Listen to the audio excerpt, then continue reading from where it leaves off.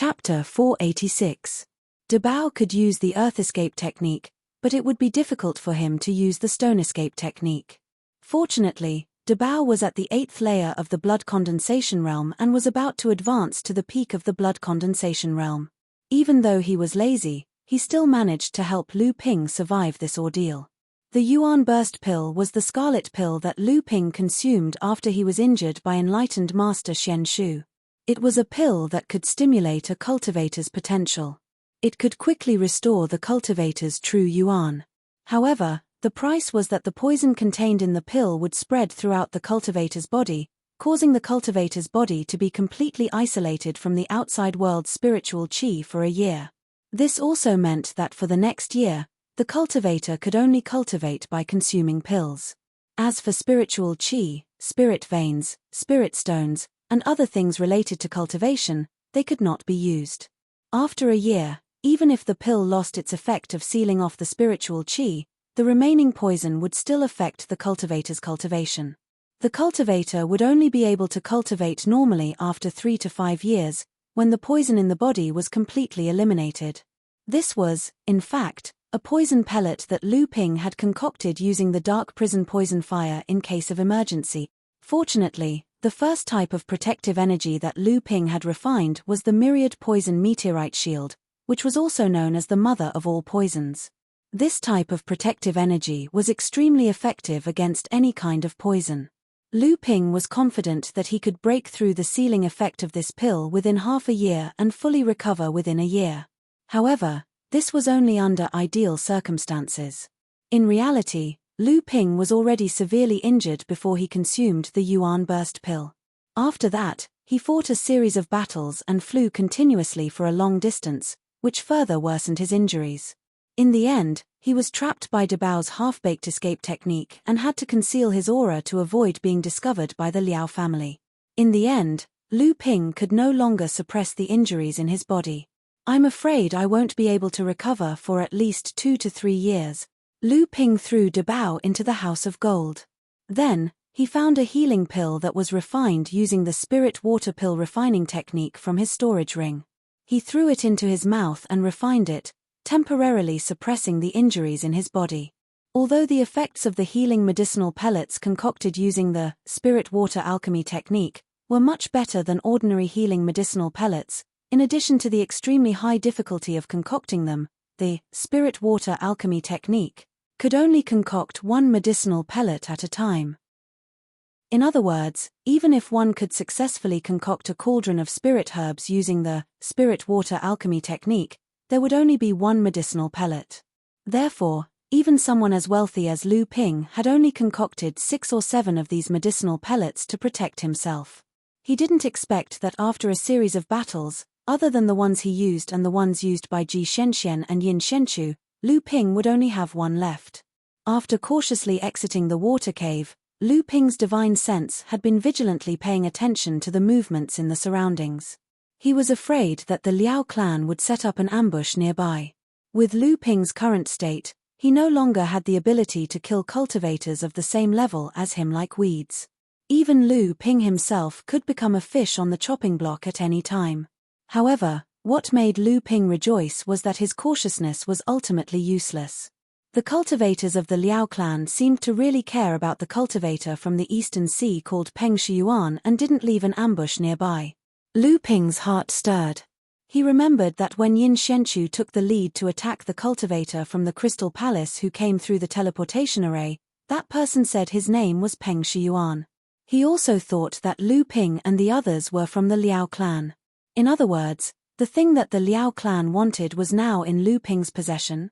Lu Ping placed the waterproof moon pearl on top of his head and dived into the sea, heading in the direction of Earth Island. There was something strange about this matter. Lu Ping needed to return to Zhenling as soon as possible.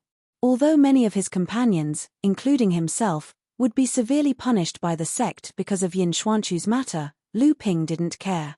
This was because Spiritual Master Liu Shenyuan had received a hint from Spiritual Master Guo Shenshan, who had informed the sect in advance, and Spiritual Master Shenshu had intentionally or unintentionally held back. Lu Ping knew that no matter what the sect's considerations were, they were not willing to put Yin Shenshu to death.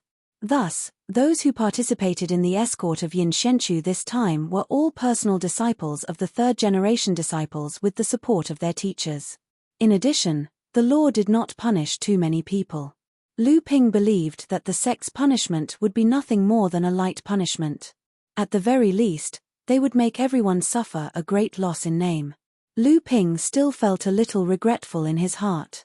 This was because after Lu Ping had searched the soul of the middle-stage core forging realm cultivator from the Overflowing Seas sect, he had discovered a few secret treasure vaults of the Overflowing Seas sect in the Northern Sea. These vaults contained some of the cultivation resources that the Overflowing Seas sect had obtained in the Northern Sea for several hundred years. Originally, Lu Ping wanted to take advantage of the situation and make a profit. However, it was a pity that the injuries on Lu Ping's body had relapsed. Dabao, who had always been the vanguard of Lu Ping's robbing and searching for other people's treasures, had been severely injured due to the exhaustion of his stone escape technique. Helpless, Lu Ping could only return to Earth Island first. Fortunately, there were no more twists and turns along the way. However, when Lu Ping returned to Earth Island's Snow Mist Palace, what he saw was not the scene of Qian Shui Laozu pointing at his nose and scolding him as he imagined. Instead, there was an old man sitting at the head of the palace. However, the aura he emitted was extremely vigorous and heavy. Lu Ping was stunned for a moment. He saw the expressionless Daoist Xian Shu, the gloomy Yuan Zhon, the bitter smile on Daoist Lu Xuanyuan's face, and Chen Lian, Zhong Jian, Ma Yu and the others, who had their heads lowered and did not dare to speak. Even the heavily injured Ji Shenxian was barely able to stand. He appeared to be swaying, as if he could collapse at any time. Seeing that Lu Ping walked into Snow Mist Palace unscathed, a strange look appeared in Daoist Xian Shu's eyes.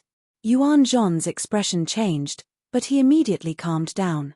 On the other side, Ji Shenxian and the others all revealed looks of joy. The previously tense atmosphere immediately relaxed. Even Daoist Liu Shenyuan, who appeared to be unfazed, heaved a sigh of relief. However, Lu Ping's mind was racing.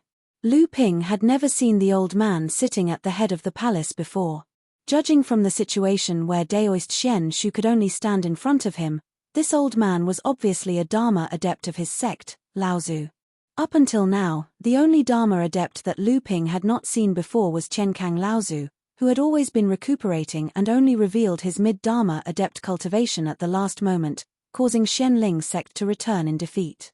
At this thought, Lu Ping hurriedly bowed and said, "Disciple Lu Shenping pays his respects to Uncle Master Chenkang." The old man was Zhenling's fourth mid-Dharma adept, Chenkang Laozu. Laozu looked at Lu Ping and said, "You've sent him away?" Lu Ping was stunned, but he kept his mouth shut and did not answer. He did not want to deny it, but he did not want to lie in front of the elders of the sect either, so he could only wait in silence. Luckily, Patriarch Heavenly Peace didn't linger on this matter and just said directly, "You guys sure have guts to publicly defy the sect's orders and even fight with the sect's law enforcement cultivators. You guys are truly lawless. Do you still have any respect for the sect?" Lu Ping and the others stood in silence. Lu Ping carefully glanced at Chenkang Laozu, but he could not see Chenkang Laozu's expression clearly. He could only vaguely feel that Chenkang Laozu was staring at him. Shi Lingling, Zhong Jian, Ma Yu, the three of you will make a trip to Frost Island. Ask the Mystic Flame to seal your cultivation. I'll give you 5 years. You have to obediently go to the mines and dig for spirit stones like normal blood condensation and blood refining disciples. This meant that the sect's punishment was coming. Shi Lingling and Ma Yu's expressions turned bitter when they heard this, but Zhong Jian's expression was even more bitter. The two female practitioners' expressions were bitter because digging for spirit stones was already an extremely difficult task for them since their inner yuan had been sealed.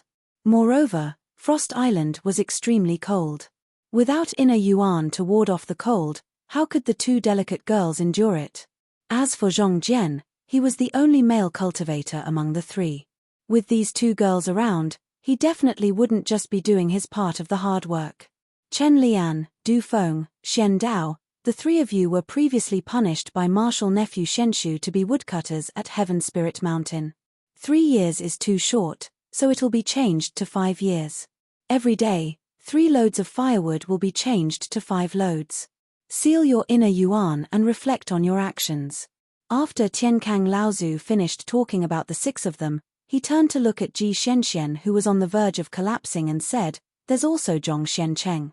He actually removed the Heaven Spirit Mountain's teleportation formation's positioning compass. How thoughtful of him. Since his working at True Spirit Side Courtyard, let him be a sweeping servant in the side courtyard. 5 years later, if the side courtyard is cleaned up by him, then he'll go and be the immortal elder of the side courtyard. If he can't clean it up, then we'll talk about it when it's time to clean it up. Although these people's punishments weren't light, they weren't too heavy either. It was just that the 7 of them had their cultivation sealed, so it would be much more difficult for them to do things. Furthermore, these 5 years would more or less affect their cultivation. At this moment, everyone in the palace turned their gazes towards Ji Shenxian, Lu Ping, and Liu Shenyuan. Although enlightened Master Liu Shenyuan was suspected of leaking information, he didn't participate in escorting Yin Shenchu. Originally, he was supposed to go to Huanyu Island to receive the others, but he ended up fighting with Ouyang Weijian on the sea outside the island. Tienkang Laozu pondered for a moment and said, "Liu Shenyuan and Ji Shenxian, the 2 of you have caused too much of a commotion this time. Go and find Marshal Nephew Cao." As soon as Tienkang Laozu finished speaking, not only Lu Ping, but even perfected Master Shenshu was in disbelief. This punishment wasn't too light, but it was unexpectedly severe.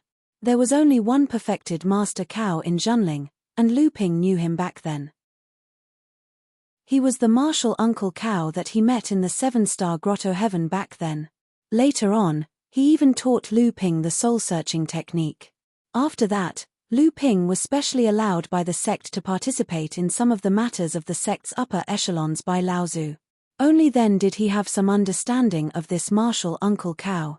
To put it bluntly, this martial Uncle Cao was a knife that Zhenling hid in the dark.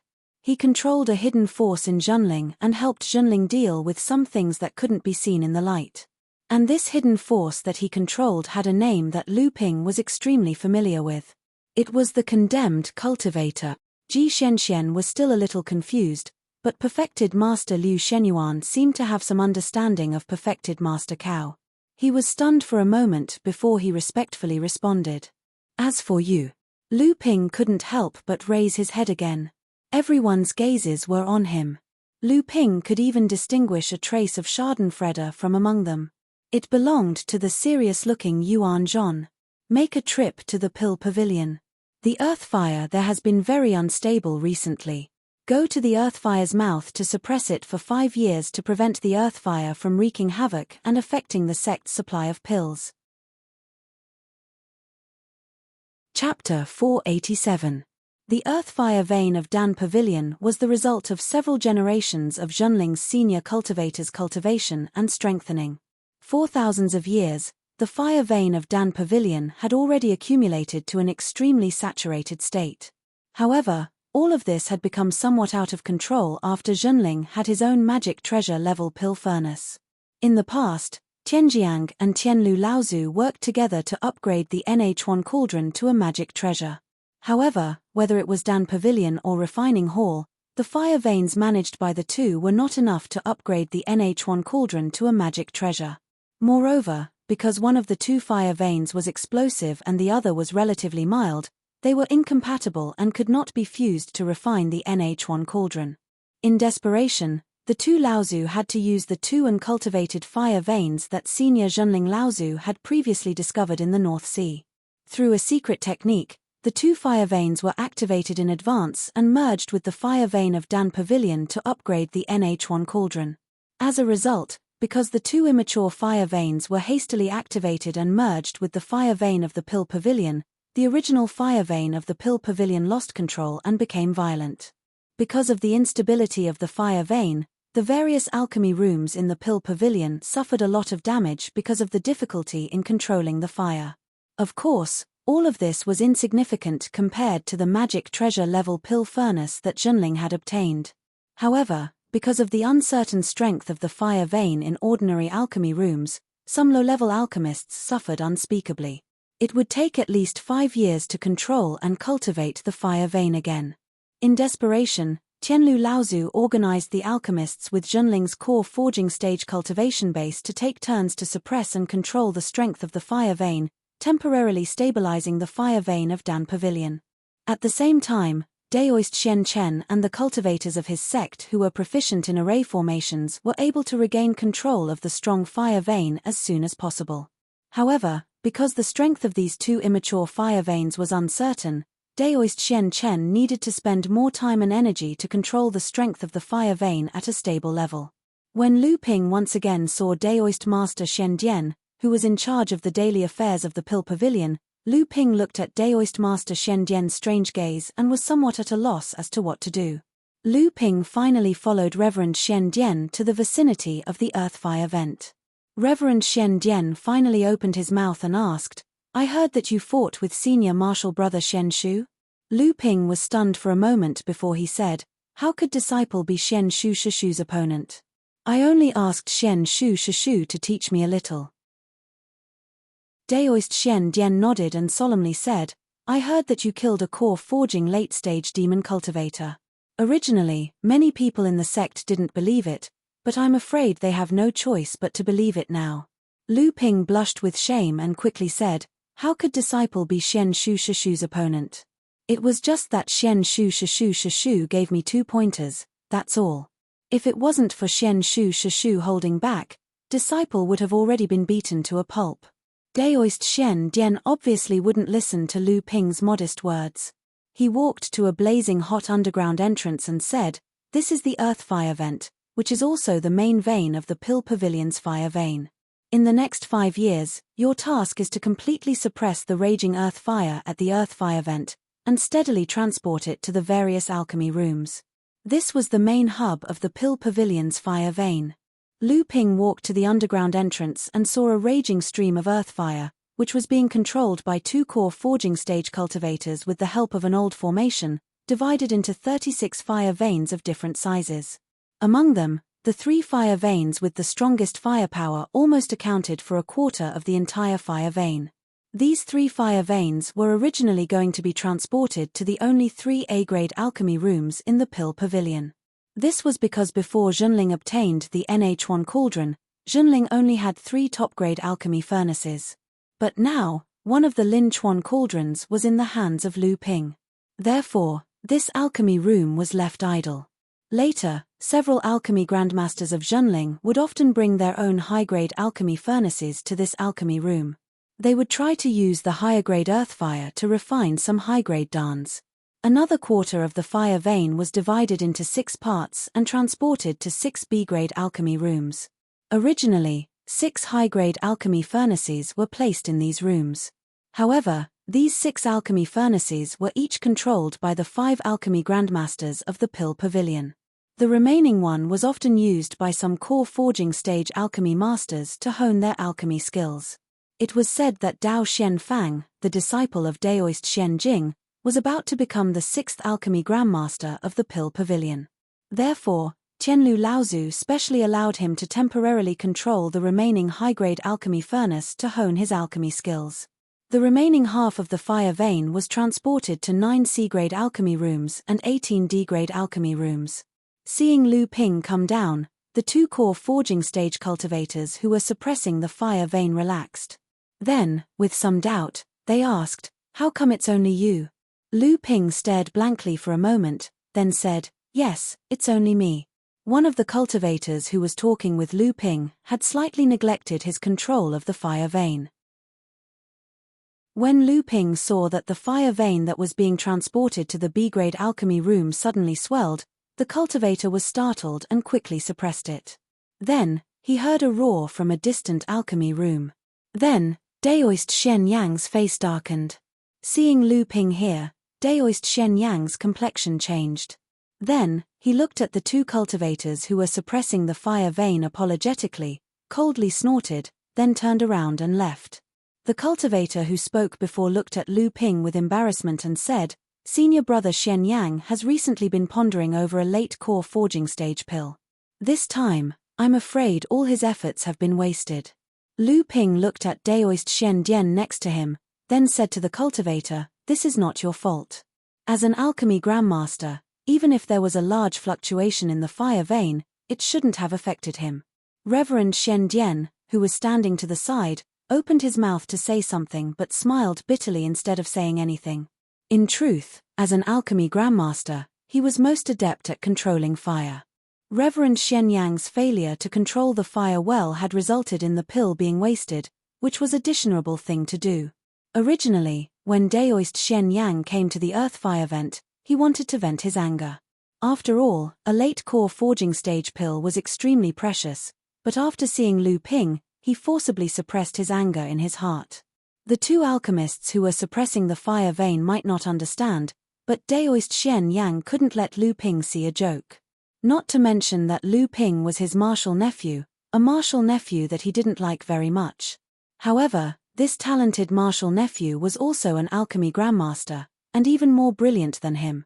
Under the surprised gazes of the two core forging realm cultivators, Lu Ping really took over their positions. He sat cross-legged on the fire-splitting array disc in the center of the earth fire vent and began to control and manipulate the fire vein. His skillful fire-controlling skills left the two alchemists in awe. Suppressing the earth fire vein was an extremely boring task, not to mention that Lu Ping had to suppress it for a full 5 years. After suppressing the extremely unstable earth fire, Lu Ping also had to constantly sort out and divide the fire vein. 5 years of doing the same thing over and over again was undoubtedly an extremely boring task. For Lu Ping, with his control of fire and his cultivation that far exceeded the same level cultivators, suppressing the earth fire was not a difficult task. However, Lu Ping, as a cultivator who cultivated water attribute secret arts, was extremely uncomfortable in this place that was surrounded by flames. Lu Ping could clearly feel that his cultivation speed had dropped too much here. Fortunately, Lu Ping couldn't cultivate now. He first had to recuperate from his injuries, and then slowly expel the toxins that permeated his body because of the explosive yuan pill. Otherwise, even with the support of the pill, his cultivation would become twice the effort with half the result. To Lu Ping's surprise, after only 3 months, Lu Ping had broken through the state where the outside world's spiritual energy was isolated from Lu Ping's body because of the explosive yuan pill's toxins. Lu Ping discovered that when he was circulating his cultivation method to expel the toxins, the myriad meteoric poison energy shield was also slowly absorbing the toxins in his body. Lu Ping suddenly realized that even if he didn't purposely expel the toxins, under the absorption of the myriad meteoric poison energy shield, Lu Ping's body would gradually return to its original state. After a year, Lu Ping finally completely expelled the toxins in his body. The internal injuries from the fierce battle with Daoist Shen Shu were also completely healed. However, what made Lu Ping feel regretful was that the earth fire vent was really not an ideal place for Lu Ping to cultivate. Fortunately, Lu Ping immediately discovered another benefit of cultivating here, which was that he could continuously refine the true essence in his body while suppressing the earth fire, causing Lu Ping's true essence to become purer and thicker. Originally, Lu Ping walked the path of pure true essence. He didn't even hesitate to slow down the speed of his cultivation. However, after going through the refinement of the earth fire vent, Lu Ping discovered that his true essence could become even purer. Under the gaze of divine will, drops of condensed and concentrated true essence were absorbed by the golden core in the core space along with the circulation of the blood vessels. The 5 four-legged strange dragons on the surface of the golden core suddenly became more active. After they played on the surface of the golden core for a while, the 5 strange dragons looked up to the sky and made a long roar. A faint pressure was emitted from the underground fire vent until it expanded to a radius of nearly 10 miles before it slowly dissipated. This was the limit that Lu Ping's divine will could cover. In the pill room at the back of the mountain of the pill pavilion, Qianlu Laozu, who was refining a furnace of Dharma pills, trembled and almost ruined the furnace of pills in the NH1 cauldron. Qianlu Laozu suddenly opened his eyes and said in a low voice, "Bloodline pressure? This isn't something that can only be found in top-grade demon beasts and true avatars. Could it be that a cultivator on Tianling Mountain is controlling a top-grade demon beast, or did a bored ancestral patriarch reveal his avatar?" After thinking for a while, Qianlu Laozu shook his head seriously and said, "No, the few Laozu on Tianling Mountain don't have this kind of bloodline pressure. Then someone must have caught a top-level demon as a pet. A top-level demon is a big problem. Could it be Lu Xuanping's Luan? Although that Luan is not a top-level demon, the fire Luan, it is a Luan with dual attributes of wind and fire. It can be seen that it also has the blood of the fire Luan. The fire Luan is one of the top 3 races of the East Sea Demon clan. I hope it won't bring trouble to the sect. At this time, Lu Ping was at the underground fire vent. He took out the belongings of the Crystal Palace cultivator, Peng Shiyuan, who was killed at the secret transmission array of the Covered Seas gang. At that time, he heard the Liao family cultivator say that Peng Shiyuan had an important item on him. Chapter 488. Lu Ping didn't expect that immortal Peng Shiyuan of the Crystal Palace was actually an alchemy master. No wonder immortal Peng Shiyuan was so easily ambushed and killed by Lu Ping and Yin Shenchu in the transmission array. How rich was the collection of an alchemy master? What's more, this alchemy master was from the Crystal Palace. Lu Ping was overjoyed. He took hundreds of thousand-year-old spiritual herbs and 20 to 33,000-year-old spiritual herbs from the storage device and put them into his own storage ring. Then, there were nearly 20 jade bottles filled with various elixirs. Lu Ping opened them one by one. There were at least 5 or 6 elixirs that Lu Ping had never heard of. The others that Lu Ping knew were elixirs that were suitable for cultivators in the middle stage of the core forging realm. Lu Ping took advantage of them. After a cultivator advanced to the core forging realm, they could only take 3 bottles of each type of elixir because of their body's resistance to the elixirs. Then, they would have to change to other elixirs for cultivation. Therefore, being able to obtain more elixirs of the same level was greatly beneficial for Lu Ping to continue to use elixirs to assist in his cultivation. In addition to these, what Lu Ping valued were the more than 10 kinds of elixir recipe jade slips in Peng Shuan's storage device. Although Peng Shuan's storage device did not contain his inheritance, there were actually 4 or 5 elixir recipes recorded in these elixir recipe jade slips that Lu Ping had yet to master. This could be regarded as an accumulation and foundation for both Lu Ping and Junling. What's more, these elixir recipes were obviously from a sect like the Crystal Palace, so the quality of the elixir itself was naturally guaranteed. Of course, what delighted Lu Ping the most was that Peng Shuan's alchemy furnace was also carried with him, and it was an upper-grade alchemy furnace. This made Lu Ping sigh at the wealth of the Crystal Palace. Although the Junling Mountain's alchemy grandmasters each controlled a high-grade pill furnace, they were not allowed to bring it out of Qianling Mountain. If the grandmaster went out, the pill furnace would be placed in the pill pavilion's second-grade alchemy room. They were afraid that if the grandmaster died outside, the pill furnace would fall into someone else's hands. However, the Crystal Palace obviously didn't have such scruples. Apart from being rich and overbearing, the other reason was that they were sure that the practitioners they sent would never dare to attack the practitioners of the Crystal Palace. Even the upper-grade alchemy furnace in Lu Ping's hands was no exception. However, Lu Ping had a better top-grade alchemy furnace, and it was obtained by Lu Ping himself. Therefore, the sect's rule couldn't be restricted to Lu Ping.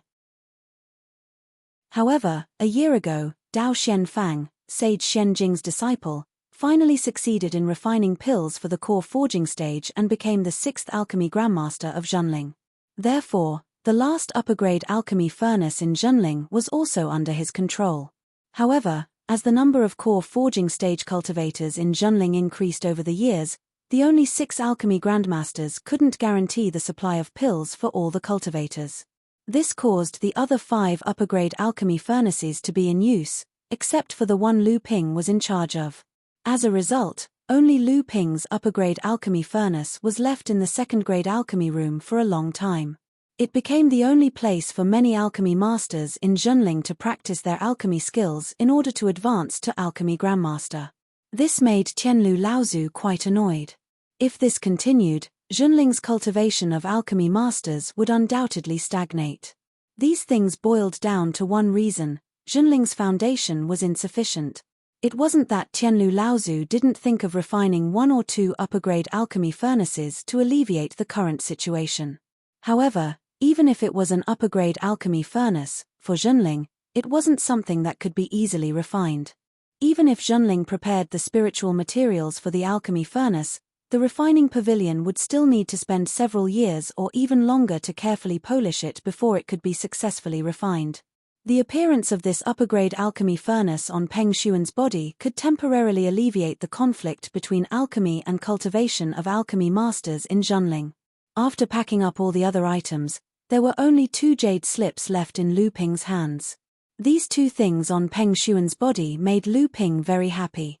However, Lu Ping couldn't determine which important item Peng Shuan was referring to. Lu Ping first stuck one of the jade slips on his forehead. This way, he could use his divine sense to examine the contents of the jade slips more carefully. The numerous and complicated restrictions, the profound and abstruse runes, a familiar feeling immediately made Lu Ping pleasantly surprised. The only difference was that Lu Ping no longer had a splitting headache like when he first saw these runes because of the lack of divine sense. In the end, he couldn't peek at the full picture of what was recorded in the jade slips. This jade slips recorded a treasured restriction. Moreover, it was the most precious of all treasured restrictions in the cultivation world, the treasured alchemy furnace restriction. How many treasured alchemy furnace restrictions were there in the entire North Sea? Just by looking at the only 2 magic treasure-level alchemy furnaces in the entire North Sea, as well as the dozens of top-grade alchemy furnaces controlled by the top 10 sects in the North Sea, one could see the importance of the treasured alchemy furnace restriction. Lu Ping looked at the jade slips in his hand in surprise. His expression kept changing. In the end, he still kept the jade slips. Although the quality of the NH1 cauldron was far better than ordinary alchemy furnaces, it was still in the melting and breaking stage of the furnace and the treasured restriction. In a short period of time, it couldn't condense the second treasured restriction. However, the Xianling sect's boiling sea cauldron had been upgraded to a magic treasure for many years. It had already accumulated enough foundation. Perhaps it had the conditions to smelt the second treasured restriction. Thinking of this, Lu Ping's heart skipped a beat. Even though the Crystal Palace was rich and overbearing, there was no reason for a core forging realm cultivator to carry this jade slips, which clearly showed the symbol of the Crystal Palace, around him. Then, there was only one explanation. Peng Shuan was able to carry the treasured restriction on him because the Crystal Palace gave it to him.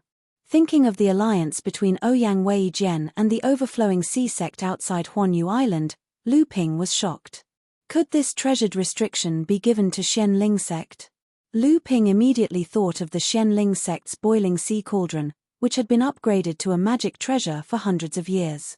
It already had a deeper foundation. After the Battle of Tianling Mountain, because of Qiankang Laozu's appearance, the Crystal Palace had secretly formed an alliance with Xianling sect in the North Sea. This was already an open secret in the North Sea. Then, in order to support Xianling sect in fighting against the increasingly powerful Zhenling, it was very easy for the Crystal Palace to use some means to strengthen Xianling sect's foundation. Could it be that the Liao clan was after this treasured restriction? Considering the Liao clan's alchemy skills were famous in the North Sea's cultivation world, it was understandable. However, from the few words Lu Ping heard during the ambush to kill Peng Shuan, it did not seem to be the case. Lu Ping thought for a while, then placed the second jade slip on his forehead and carefully read its contents with his divine sense. After a long time, Lu Ping opened his eyes, and a strange look flashed across them. This jade slip recorded an incomplete map. There was no specific location marked on the map, but it seemed to be in the fallen secret land. The only clue on the map was the dozens of islands in the center of the map, marked with labels such as Myriad Poison Island, 100 Miasma Reef, Black Fog Swamp, Eroding Bone Island, and so on. It looked like an archipelago area covered in poison. This map was of some use to alchemists. After all, the more dangerous and strange a place was, the more likely it was to grow some exotic flowers and plants. It was a necessary item to refine some top-grade medicinal pills. This was quite attractive to alchemists. Moreover, due to the accumulation of time in these places, there might be some heaven and earth strange objects such as the Myriad Poison Meteorite Energy Shield, the 100-Flower Evil Chi, and so on. Not to mention, Lu Ping had the Myriad Poison Serum in hand, and his body had condensed the myriad poison meteorite energy shield, so he was not afraid of this kind of miasma. As soon as he thought of heaven and earth strange objects, Lu Ping's mind flashed, as if he had grasped something. After pondering for a moment, Lu Ping vaguely said to himself, archipelago covered in poison. Myriad poison serum. Myriad wonder jade dew. Could it be that they came for the myriad wonder jade dew, or the spirit forging pill? Could it be that this map was what the Liao clan wanted? The Liao clan was the Pill Cauldron clan, and from the words leaked by Peng Shiyuan and Liao Hu, it could be seen that the Liao clan was not as simple as it seemed on the surface. It seemed to be a branch of a clan in the Central Plains, and the Liao clan seemed to have a channel of communication between the North Sea and the Central Plains. For the Liao clan to move a branch from the holy land of the cultivation world to the barren North Sea, they must have some ulterior motive. Could it be for this map, the myriad wonder jade dew, or the pill recipe for the spirit forging pill? If it was just for these things, there was no need for the Liao clan to operate in the North Sea for over 1,000 years. What exactly was the Liao clan plotting? Thinking about how the Liao clan's patriarch, Liao Ruanjia, had deliberately taken the initiative to befriend Lu Ping at the North Sea Palace's alchemist assembly, Lu Ping shook his head and decided not to think about this problem for the time being. The Liao clan had been operating in the North Sea for over 1,000 years. How could their objective be so easily discovered? After some time, Yarrow Yong, who had recovered from his injuries, ran to the Earthfire vent of the Pill Pavilion to see Lu Ping. As soon as he saw Lu Ping, Yarrow Yong looked as if he had seen a ghost. He winked and pretended to be deep in thought as he asked in a low voice, "I heard that you actually fought with Martial Uncle Shen Shu outside the vast universe island?" When Lu Ping entered the Earthfire vent, Daoist Master Shen Dian had asked him this question for no apparent reason. He didn't expect that after 2 or 3 years, Yarrow Yong would still ask him the same question. Lu Ping said in a bad mood, "At that time, I had no other choice. If I didn't stop Martial Uncle, what would we do if Junior Martial Brother Yin was captured? Do you really want to clean up the sect?" Yarrow Yong hurriedly waved his hand and said, "I'm not talking about that. Martial Uncle Shen Shu is a 9th layer core forging expert. Although he is only slightly weaker than the 3 Truths 4 spirits in our sect, he is still the most promising cultivator in our sect to condense a 7th layer golden core and achieve the Avatar Laozu. Among the late-stage core forging cultivators, he is an existence whose name shakes the North Sea. How high is your cultivation? You actually fought with Martial Uncle Shen Shu and even knocked out Shen Ling sect's Shu Wei Hong, who was watching from the side." Lu Ping furrowed his brows and said, "Did these things spread throughout the North Sea? There shouldn't be so many people who know that I fought with Martial Uncle Shen Shu." Chapter 489. Lu Ping frowned and said, "Has this matter spread throughout the North Sea? There shouldn't be so many people who know about my fight with Martial Uncle Shen Shu." Yarrow Yong nodded and said, "Martial Uncle Shen Shu said it himself." Noticing Lu Ping's confusion, Yarrow Yong continued, "Junior Martial Uncle Shen Shu said that you've withstood his mystic heavenly lightning attracting art. This is the Yi Wood divine lightning technique, one of the most powerful techniques in our sect. It's also the most difficult technique to cultivate.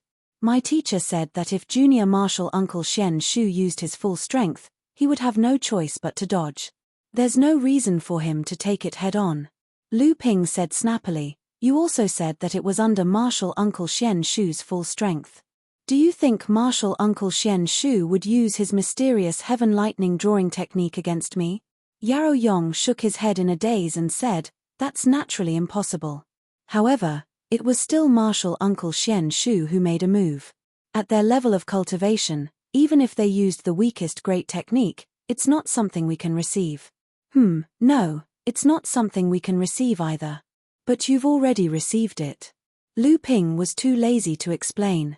If he hadn't comprehended the Lotus Protective Dipper with his natal magic treasure at the last moment and blocked Spiritual Master Shen Shu's weakened mysterious heaven lightning drawing technique, Spiritual Master Shen Shu probably wouldn't have changed his mind and directly captured Yin Shenchu and Ji Shenshen. Even if Spiritual Master Liu Shenyuan arrived, the 3 of them wouldn't be Spiritual Master Shen Shu's match. Moreover, With spiritual master Liu Xuanyuan's personality, he wouldn't make a move against spiritual master Shen Shu. What Lu Ping didn't understand now was why spiritual master Shen Shu would say this. It must be known that this was not a glorious thing for spiritual master Shen Shu. Moreover, to add such a great halo to Lu Ping's head, it might not be a good thing for Lu Ping. He's putting me on a fire to roast. Lu Ping didn't know why he thought of this sentence. Oh right, Uncle Master Shen Shu has gone into seclusion. I heard that it's time for him to condense the third type of heaven and earth spiritual item and complete the Golden Dan. Oh! Lu Ping asked in surprise, when did this happen? Yarrow Yong said with uncertainty, it should be not long after you were punished, right? It is said that Reverend Shen Shu even asked for punishment because he did not complete the task assigned by the sect to capture junior brother Yin. He recommended Martial Uncle Shen Chang to replace him as the person in charge of the sect's rules and discipline. Martial Uncle Shen Chang? Then who is the cultivator guarding Dikuan Island now? Yarrow Yong chuckled and said, who else could it be? Dikuan Island is a medium-sized island at the forefront of our sect's fight against the demon race. Now that Martial Uncle Tian Lin is once again guarding Huangli Island to deter the demon race, compared to Huangli Island, the small spirit mine on Shenqi Island no longer has any meaning for my master to guard it. This time, he might as well just guard Dikuan Island. Right now, he's basically living in seclusion. He'll probably reach the Dharma stage within 10 years. Lu Ping smiled and said, then I have to congratulate him. I've received a lot of care from Martial Uncle Chu, so when the time comes, I might as well give him a generous gift. With the addition of Laozu, our sect's position in the North Sea's cultivation world is becoming more and more stable. Yarrow Yong nodded in agreement and said, you definitely have to give a generous gift. Although you're from the Chonghua Manor, you're different from your senior sisters.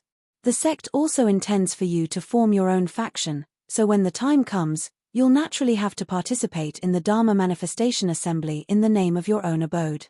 Lu Ping's expression didn't change, but his mind was racing. He maintained a smile on his face and asked, why do you say that? Yarrow Yong said mysteriously, I'm afraid that Martial Uncle Guo will advance to the Dharma Manifestation stage in the next 2 years. Martial Uncle Guo's level of cultivation is similar to my teacher's, but Martial Uncle Guo has accumulated more experience, so I'm afraid that he'll advance to the Dharma Manifestation stage first. In that case, he'll have to give up his position as the sect's administrator. As for the new administrator position, I don't know what the few Laozu are thinking, but they say that they want Martial Uncle Tian Ling to take over the position again. Lu Ping was stunned for a moment, as if he was thinking about the reliability of Yarrow Yong's information. Then, he shook his head and said, that's impossible. Our sect has never had a Dharma Laozu as the sect's administrator. Moreover, my teacher used to be the sect's administrator. How could he become Laozu now, and become an administrator again? Yarrow Yong laughed and said, when I heard this news, I also thought that it was impossible, but the person who said this is my teacher. Do you think I should believe it or not? Lu Ping was silent for a while and said, why is it my teacher? Why is it Dharma Laozu? Yarrow Yong scratched his head and said, how would I know? But when my teacher said it unintentionally, his face looked serious, but he also seemed to be looking forward to it. Lu Ping sneered and said, then what's the reason for wanting me to form my own sect? Yarrow Yong still shook his head and said, don't ask me. You also know that I've always been unwilling to think about these messy things. But my teacher said that the sect's administrators never pass on the inheritance between cultivators of the same sect. Lu Ping nodded thoughtfully, but he sneered at the first half of Yarrow Yong's words. Yarrow Yong's seemingly simple and honest appearance hid an extremely shrewd heart. Otherwise, Zhenrenchu Shencheng would never have let him say these words, and Shilingling would not have been seduced by this guy. Although he guessed that Zhenrenchu Shencheng deliberately said this to him through Yarrow Yong, and he also guessed some things in his heart, he still could not see the whole picture. After all, Lu Ping's current position was not high enough. Although he had been able to participate in some of the high-level affairs of the sect with his own efforts, the ones who could really decide the fate of the sect were the 8 Dharma phase Laozu and a few Genrens who had achieved the 7th grade or above Dharma phase stage. Although Zhonghua and Xiaoyaro belonged to two different sects, they were one family. There were more than 10 third-generation disciples under the two Laozu who had reached the core forging stage. The 10 disciples of Zhonghua, including Jiang Shenxian, had all advanced to the core forging stage, except for the eldest disciple and the 5th disciple who had died. Among them, there were 4 who had reached the middle stage of the core forging stage. Although the Xiaoyaro lineage was not as prosperous as the Zhonghua lineage, the 6 core forging stage disciples made many second-generation disciples feel inferior. How many core forging stage cultivators were there in the whole of Zhenling? The total number of third-generation disciples of the two sects accounted for almost 1/10 of all the core forging stage cultivators in Zhenling. This was definitely a force that could affect or restrict the future of the sect.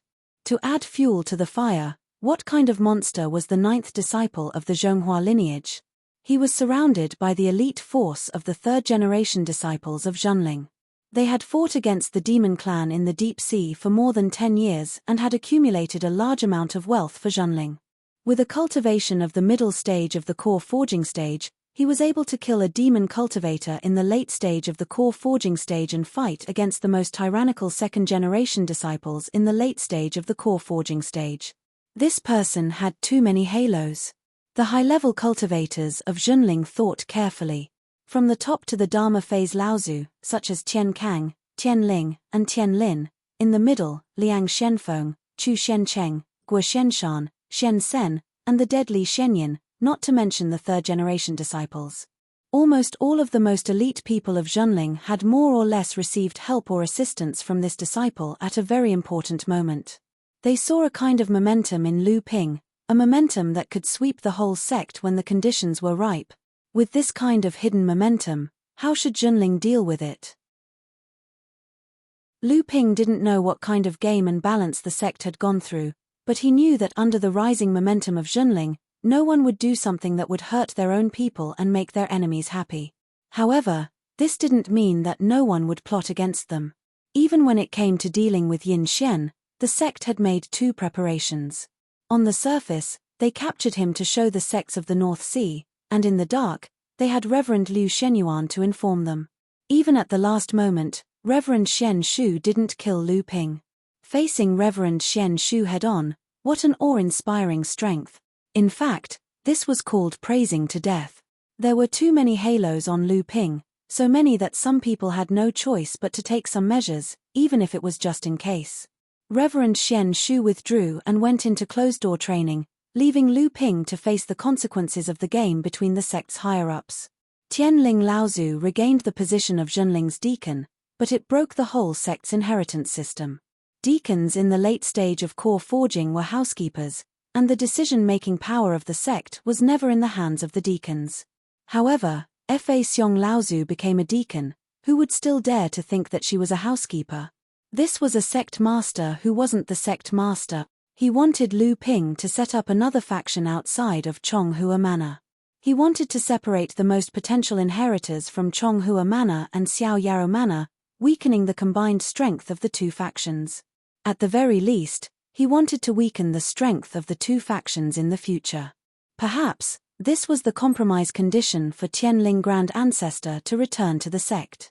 Nowadays, it was an indisputable fact that Chonghua Manor and Xiaoyaro Manor were strong in Zhenling. Whether or not Lu Ping established a separate faction would not have any impact on the rise of the two factions, because Lu Ping had always been Liu Qianling's disciple, and he was indebted to Qianling's Laozu. However, hundreds of years later, when Lu Ping's disciples began to walk on the stage of Zhenling, it was hard to say what the disciples of Lu Ping's faction, or the disciples of Xiaoyaro Manor, would think.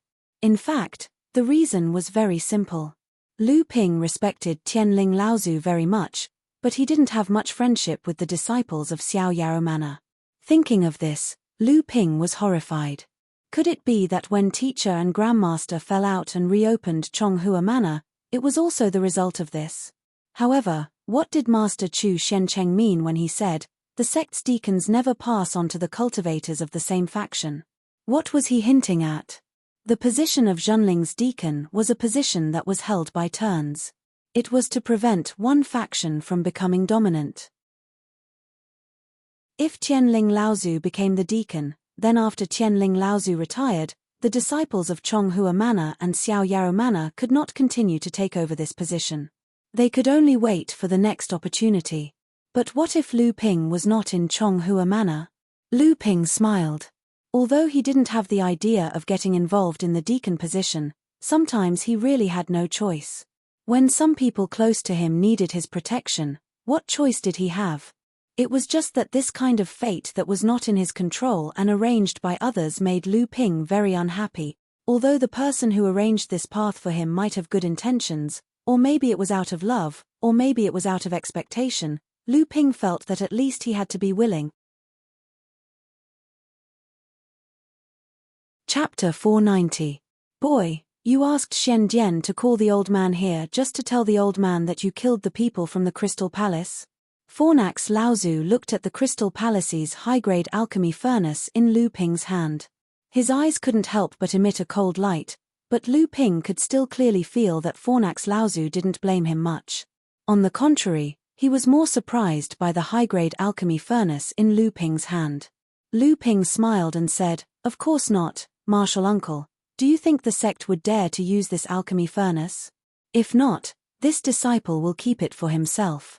Lu Ping pretended to take back the alchemy furnace in his hand. Fornax Laozu sighed and said, "Boy, speak, what do you want?" Lu Ping immediately asked in a serious tone, "Martial Uncle, how is Martial Uncle Shen Jing now?" Fornax Laozu glanced at him and said, "He is currently in seclusion. The sect has given him a task to refine 120 blood condensation pills and 600 blood refining pills. Although he has advanced to the late core forging stage, the sect Laozu still doesn't allow him to participate in the sect's decision-making." Lu Ping couldn't help but shiver. More than 700 furnaces of pills, even if they were only low-grade ones, Daoist Master Shen Jing would need 5 days to refine a furnace of pills. It would still take him 10 years to refine. Fortunately, Lu Ping's alchemy skills were now second only to Fornax Laozu in Zhonling. Even if he wanted to refine these low-grade pills, the sect wouldn't let him waste his time on it. However, during the years of suppressing the earth fire, the sect wouldn't let him stay idle. Almost every half a month, the sect would assign a mid-stage or late-stage core forging pill refining task to him. This made Lu Ping a little confused as to why the Zhonling sect had become so abundant. Of course, Lu Ping naturally wouldn't forget to take advantage of these tasks. For example, when refining mid-stage core forging pills, Lu Ping's success rate could reach 70% to 80%. Lu Ping would often deduct 1 pill from the batch.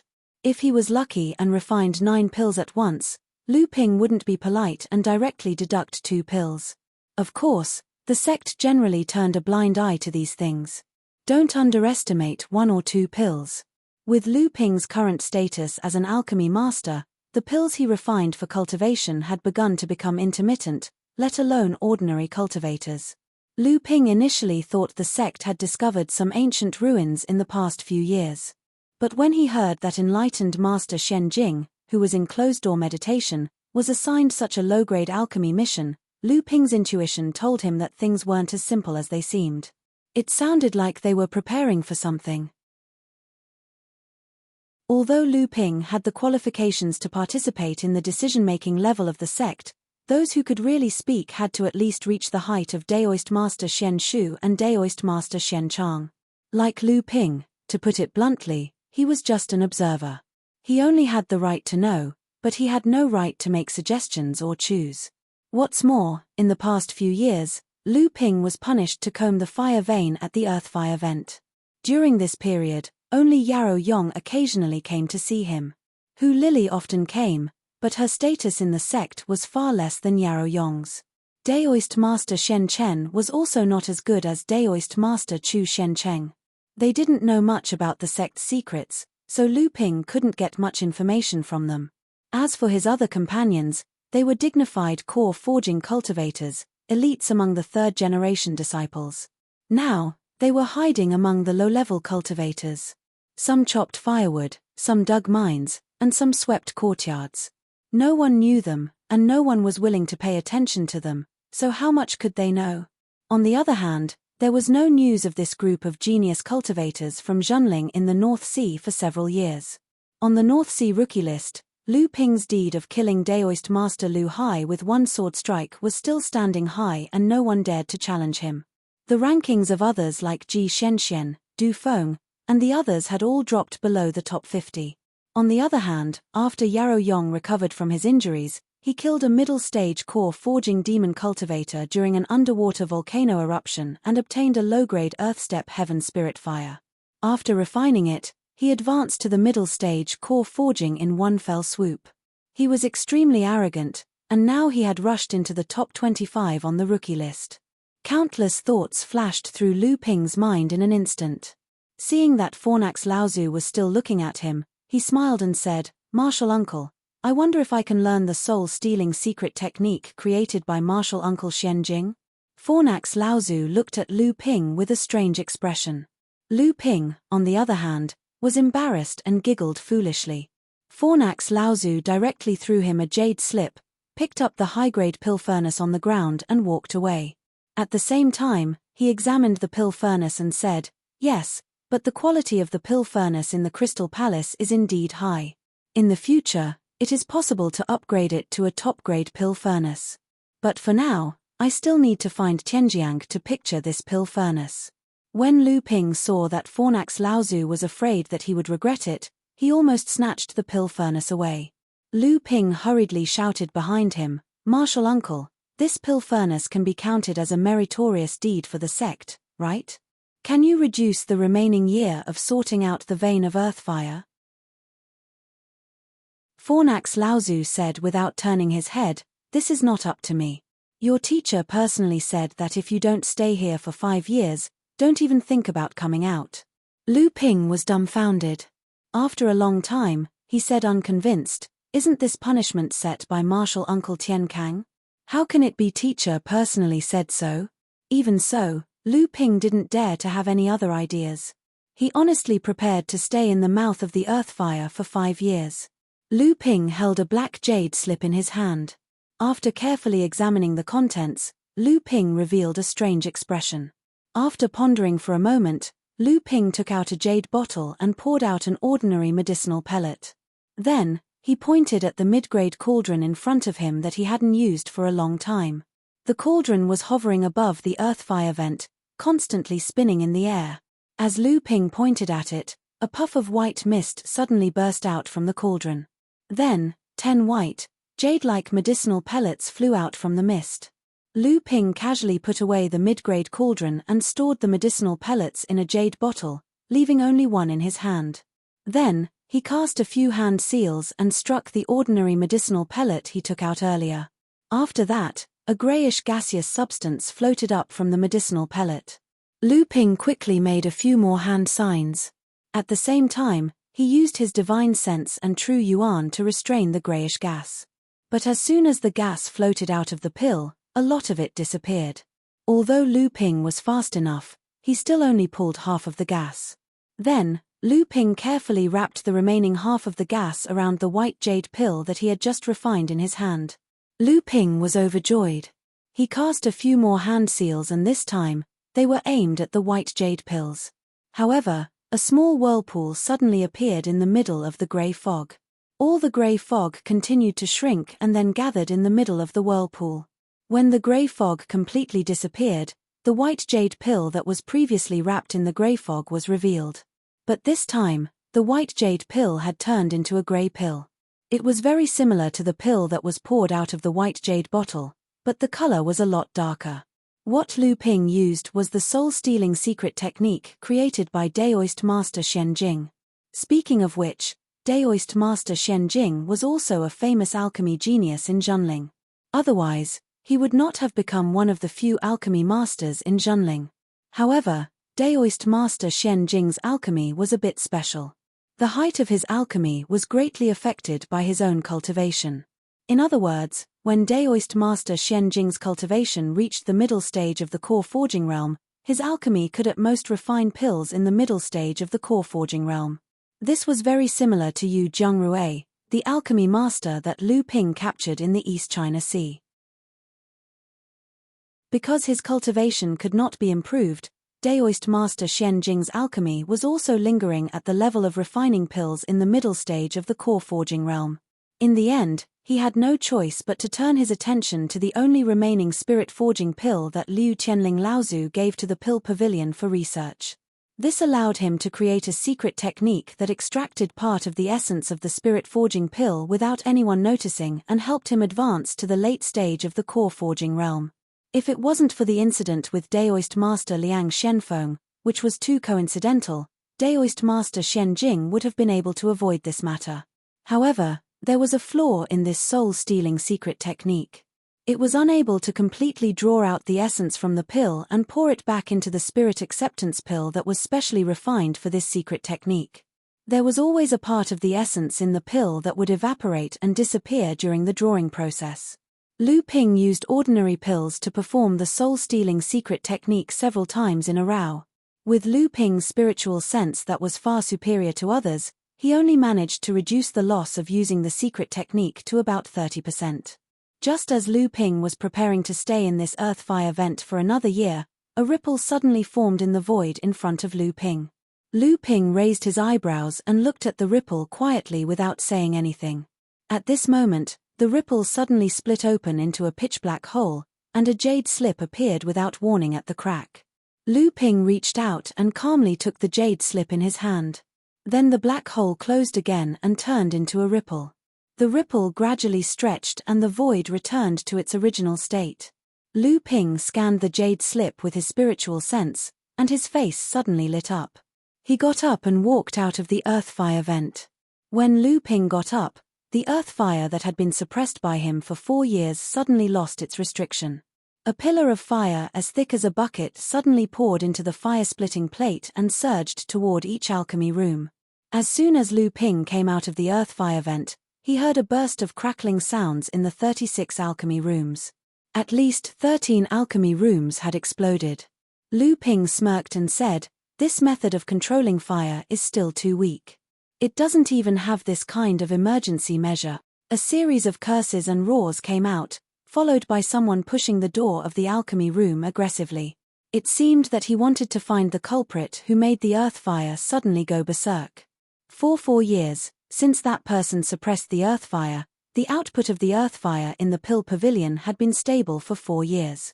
Why did the earth fire suddenly go berserk today? However, when the Fusion Ling sect alchemists walked out of the alchemy room while cursing and swearing, they immediately shut their mouths in embarrassment when they saw the man who was stretching his back in front of the earth fire. They stood there, not knowing whether to advance or retreat.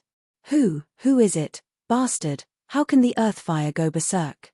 My spirit cleansing pill, I spent 4 years to collect all the spirit grass, and now it's wasted again.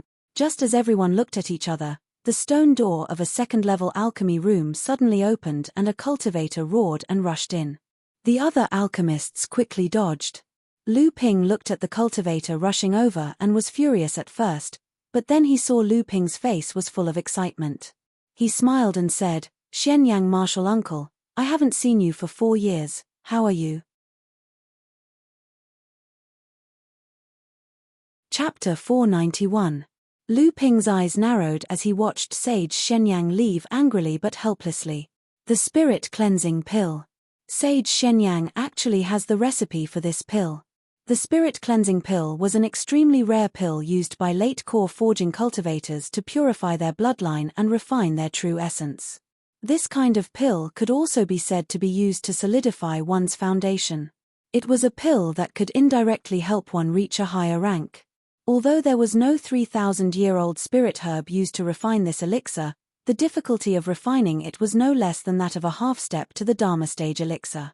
Hence, this elixir was actually a late core forging stage elixir, but alchemists often categorized it as a half-step to the Dharma stage elixir. The spirit cleansing pill had not appeared in the North Sea for hundreds of years. The North Sea alchemists had thought that the recipe had been lost. Unexpectedly, Sage Shenyang had obtained the recipe. Lu Ping came to the back mountain of the Elixir Pavilion to bid farewell to Tianlu Laozu. Tianlu Laozu already knew about the jade slip. He simply waved his hand and told Lu Ping to scram. Unexpectedly, Lu Ping grinned and said, "Grand Master, Do you have the recipe for the spirit cleansing pill? Can you give it to me? How could Sage Xuanyan's matter in the alchemy room be hidden from Tianlu Laozu? Tianlu Laozu kept a straight face and said, the spirit cleansing pill recipe was given to the sect by Shenyang Flame. However, the task of refining this pill was not given to you. Even if you are one of the best alchemists in the sect, if you want to obtain this recipe, you will have to hand over something. This was the rule of Zhenling. There was no such thing as a free lunch. However, rewards were never stingy. Lu Ping had no choice but to hand over the recipe for the divine accumulation pill to Tianlu Laozu. Fortuitous Furnace Laozu glanced at the jade slip, then looked at Lu Ping thoughtfully. Oh, divine accumulation pill. This is the Liao clan's ancestral pill. It has a great effect on core forging stage cultivators. I didn't expect you to have it. Although it is not as good as the spirit cleansing pill, you are an alchemy grandmaster. Lu Ping took the spirit cleansing pill recipe from Fornax Laozu and was about to leave when he heard Fornax Laozu say helplessly, Kid, what are you planning to do with the spirit cleansing pill recipe in your hands? This question was a bit awkward for Lu Ping and the pill pavilion, or rather, for Lu Ping and the sect. If it was any other pill recipe, it would be fine. Which alchemy grandmaster didn't have a few secret pill recipes? However, although the spirit cleansing pill was not as good as the spirit forging pill, it was still a pill that many people coveted. It was a taboo pill for those who possessed it. The spirit forging pill could increase the rank of a gold core. Although the spirit cleansing pill had little effect on late core forging stage cultivators who were condensing a spirit treasure for the third time, it was very useful for cultivators who were refining a spirit cleansing pill for the first and second time. This kind of thing could only be kept in the hands of a sect. In fact, when Lu Ping saved Liang Shenfeng, he had already thought of this situation. The sect would never give up on the spirit cleansing pill recipe. Although Lu Ping was a Zhenling grandmaster, there was a fundamental difference between giving the recipe to the pill pavilion and placing it in the pill pavilion's inheritance. Of course, the sect would never let Lu Ping suffer a loss. On the contrary, they would reward him heavily as an example. Lu Ping thought for a moment and smiled. Grand Marshal Uncle, I'm sure you know how many spirit herbs are needed to concoct small forged spirit pellets. How many cauldrons of spirit herbs do you think we can gather with our sect's resources? Fornax Laozu shook his head and sighed. It's difficult. Let's not talk about the other spirit herbs. The spirit cleansing pill is an imitation of the spirit cleansing pill's vitality dew. The sect can only gather 7 or 8 portions without affecting the other pills. If we add other spirit herbs, it will take at least 5 years to recover. I'm afraid the sect will run out of high-grade pills. Lu Ping shrugged helplessly and said, it's not like the sect can refine the spirit cleansing pill right now. So what if it's a while later? I'll have to give the recipe to the sect eventually. It's just that now is not the time. Lu Ping left the pill pavilion and thought to himself, fortunately, I'm the only one who can use the technique of refining spiritual water. Only Hu Lily and I know about the heart-dissolving pill and the heart-forging pill. The half of the spirit cleansing pill and the myriad wonder dew are secrets I've kept to myself. Otherwise, who knows what kind of uproar the sect would cause. It's all because I'm not strong enough. Lu Ping set the compass in the teleportation formation in front of the Heaven's Spirit Hall. A white light engulfed Lu Ping, and when he reappeared, he was already in a world of ice and snow. Compared to the first time Lu Ping had come to Frost Island, the place had changed greatly. The ice and snow that covered the entire island had been transformed into various buildings by the cultivators of the North Sea. Many cultivators could be seen walking or flying to and fro the island from time to time. On the eastern side of the island, below the cliff, was the secret medium-scale spirit mine that Lu Ping had discovered. Liu Tianling and Laozu had already built a rather large palace of ice and snow there. The palace was almost as large as the main and branch mines of the underground medium-scale spirit mine. As a result, such a large commotion had indeed aroused the suspicions of the other sects and clans. However, under the secret investigation of the cultivators from the other sects, they finally found out that Zhenling had actually discovered a mine with a sizable amount of ice-type spiritual materials. Junling's Vice Hall Master, Sage Enigma Flame, had been secretly stationed in this ice palace for the past few years. He was in charge of the mining of ice-type spiritual materials. All the sects secretly scolded Junling for being cunning and taking everything for himself. Many sects proposed to share the profits, intending to divide up the spirit material mine. Liu Tianling and Laozu did not fall for this. All of their demands were in opposition. The mighty Dharma Laozu put on a desperate stance as if he wanted the mine, as if he had to crawl over Laozu's dead body, forcing Laozu from the various sects to refrain from taking action. Although the various sects were unwilling, falling out with Junling just because of this spirit material mine was making a mountain out of a molehill. At this time, the Crystal Palace intended to support their own representative in the North Sea, and Xianling sect continued to suppress the rising Junling. The two clans hit it off and acted out the show of besieging Tianling Mountain. Laozu of the various sects watched from the sidelines, with the intention of teaching Junling a lesson. However, to everyone's surprise, Laozu shook the North Sea with the power of a mid-Dharma adept. For a moment, the various sects no longer had any thoughts about this spirit material mine. Of course, the premise was that the various sects did not know that there was a medium-sized spirit stone mine below this spirit material mine. Otherwise, when the news of Junling monopolizing a medium-sized spirit stone mine spread, the various sects of the North Sea would probably step over Liu Tianling and Laozu's dead body to snatch it from Junling's hands. When Liu Tianling and Laozu saw Lu Ping, they immediately snorted coldly, causing Lu Ping's entire body to shiver. Then, he said, "You've been burned by the earth fire for 4 years. You're already dry, aren't you?" Lu Ping respectfully replied, "Teacher, your disciple's heart has become calmer. I've learned to hide my strength and bide my time. I've also learned to plot openly and compromise." Liu Tianling and Laozu revealed a hint of a smile at the corner of their lips, but they still said coldly, "You're still salvageable. This time, the sect will be sending a few third-generation disciples who have reached the 6th level of the core forging realm to the East Sea for training. I know that you seem to have some business in the East Sea, so you can go with them." Lu Ping respectfully agreed. Thinking about how he hadn't seen his 3 senior sisters in Tianling Mountain for many years, he wanted to ask about them, but his teacher had not said anything.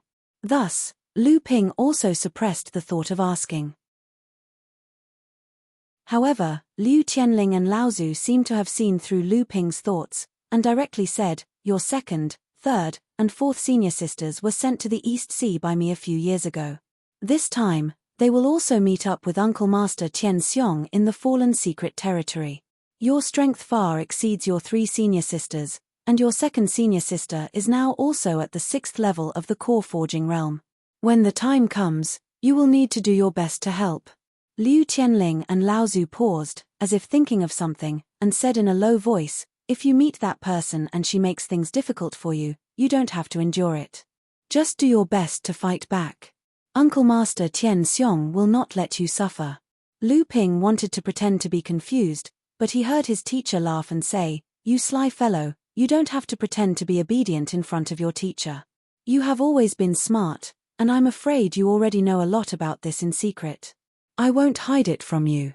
Now that our sect seems to be doing well, it is actually very dangerous.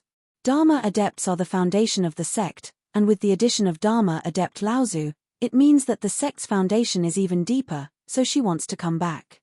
It's just that this person has always been arrogant, so she will definitely put on a good show to raise her status. The more you make her suffer, the more she will want to come back and compete with me. So if you have any skills, just use them. This person will not bother to do it herself." Lu Ping chuckled and did not say anything else, but in his heart, he was cursing, "Teacher, you want to understand the matters of the previous generation from the younger generation? What is going on?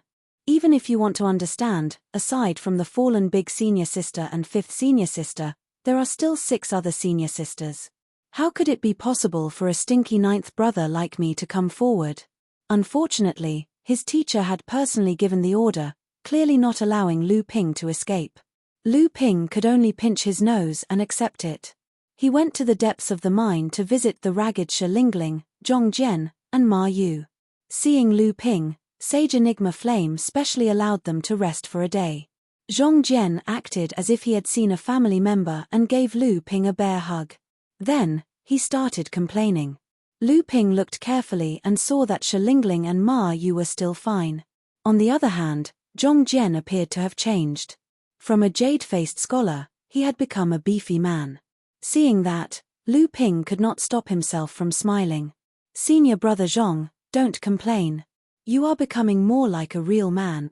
Zhong Jian sighed and said, I am doing the work of 3 people. My primary energy is sealed. I can only force myself to cultivate, but I cannot do anything else. Not to mention, I also have to suffer the ridicule of the juniors. There is still 1 year left. When the time comes, I, your senior brother, will definitely teach those juniors a lesson. Zhong Jian had only just finished speaking when he saw Shi Lingling and Lu Ping laughing happily. Ma Yu, who was beside them, had a bashful look on her face. Immediately, Zhong Jian recalled something and scolded Lu Ping. What do you mean by acting like a real man? I, your senior brother, have always been a real man, all right? After chatting with the 3 of them for a long time, telling them about their experiences. After that, Lu Ping requested a favor from the 3 of them before rushing back to Huangli Island. There, he bumped into Fang Dao, who said happily, Boss, it's good that you are back. I, Tianlin Laozu, have been looking for you.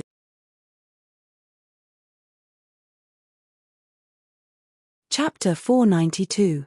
Lu Ping gave Fang Dao a few tasks and 3 items to him. Then, Lu Ping walked towards Tianlin Laozu's residence. Lu Ping looked in surprise at the 2 people welcoming him at the entrance and hurriedly said to the person in front, Senior brother Shen Tian, you are here as well. Could this be? Spiritual master Shen Tian pointed at a dignified and beautiful woman beside him and said, Yes, this is your senior sister-in-law, my Dao partner, Shen Hui. Lu Ping hurriedly bowed and the 3 of them walked into the cave dwelling. Tianlin Laozu saw Lu Ping come in and asked, You went to Frost Island? Lu Ping answered yes. Tianlin Laozu nodded, his face expressionless. He said, This time, the people going to the East Sea are all 3rd-generation disciples who have been stuck at the late stage of the core forging realm for dozens of years. Your senior brother Shen Tian and senior sister Shen Hui will also be going. When you get there, just listen to senior uncle Tian Xiong's instructions. The East Sea is far richer than the North Sea, and there are many extraordinary people there. You must be careful. Teacher had already said this before, so Lu Ping had no choice but to agree again.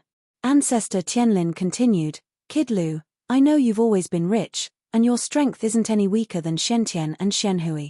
If you're able to help this time, please lend your senior brother and sister a hand. Lu Ping's expression was strange. The meaning behind these words was similar to what teacher had said, as if he was certain that he could help. Then, it was about that person's request. As expected, Ancestor Tianlin pondered for a moment and said, Listening to junior brother Xuanfeng's words, it seems like you already know quite a bit about Shen Qin and even got to know her 2 disciples by chance. Lu Ping didn't know what Tianlin Laozu was going to say next. Could it be that he was going to fight back as teacher said? Thus, he could only reply, Yes, this disciple knows Zhu Shenmeng and Chu Ting, as well as Li Xiuzhu, who is also a disciple of martial aunt Shen Qin. Lu Ping could sense that when he mentioned Zhu Shenmeng, Daoist master Shen Hui, who was standing beside him, seemed a little strange.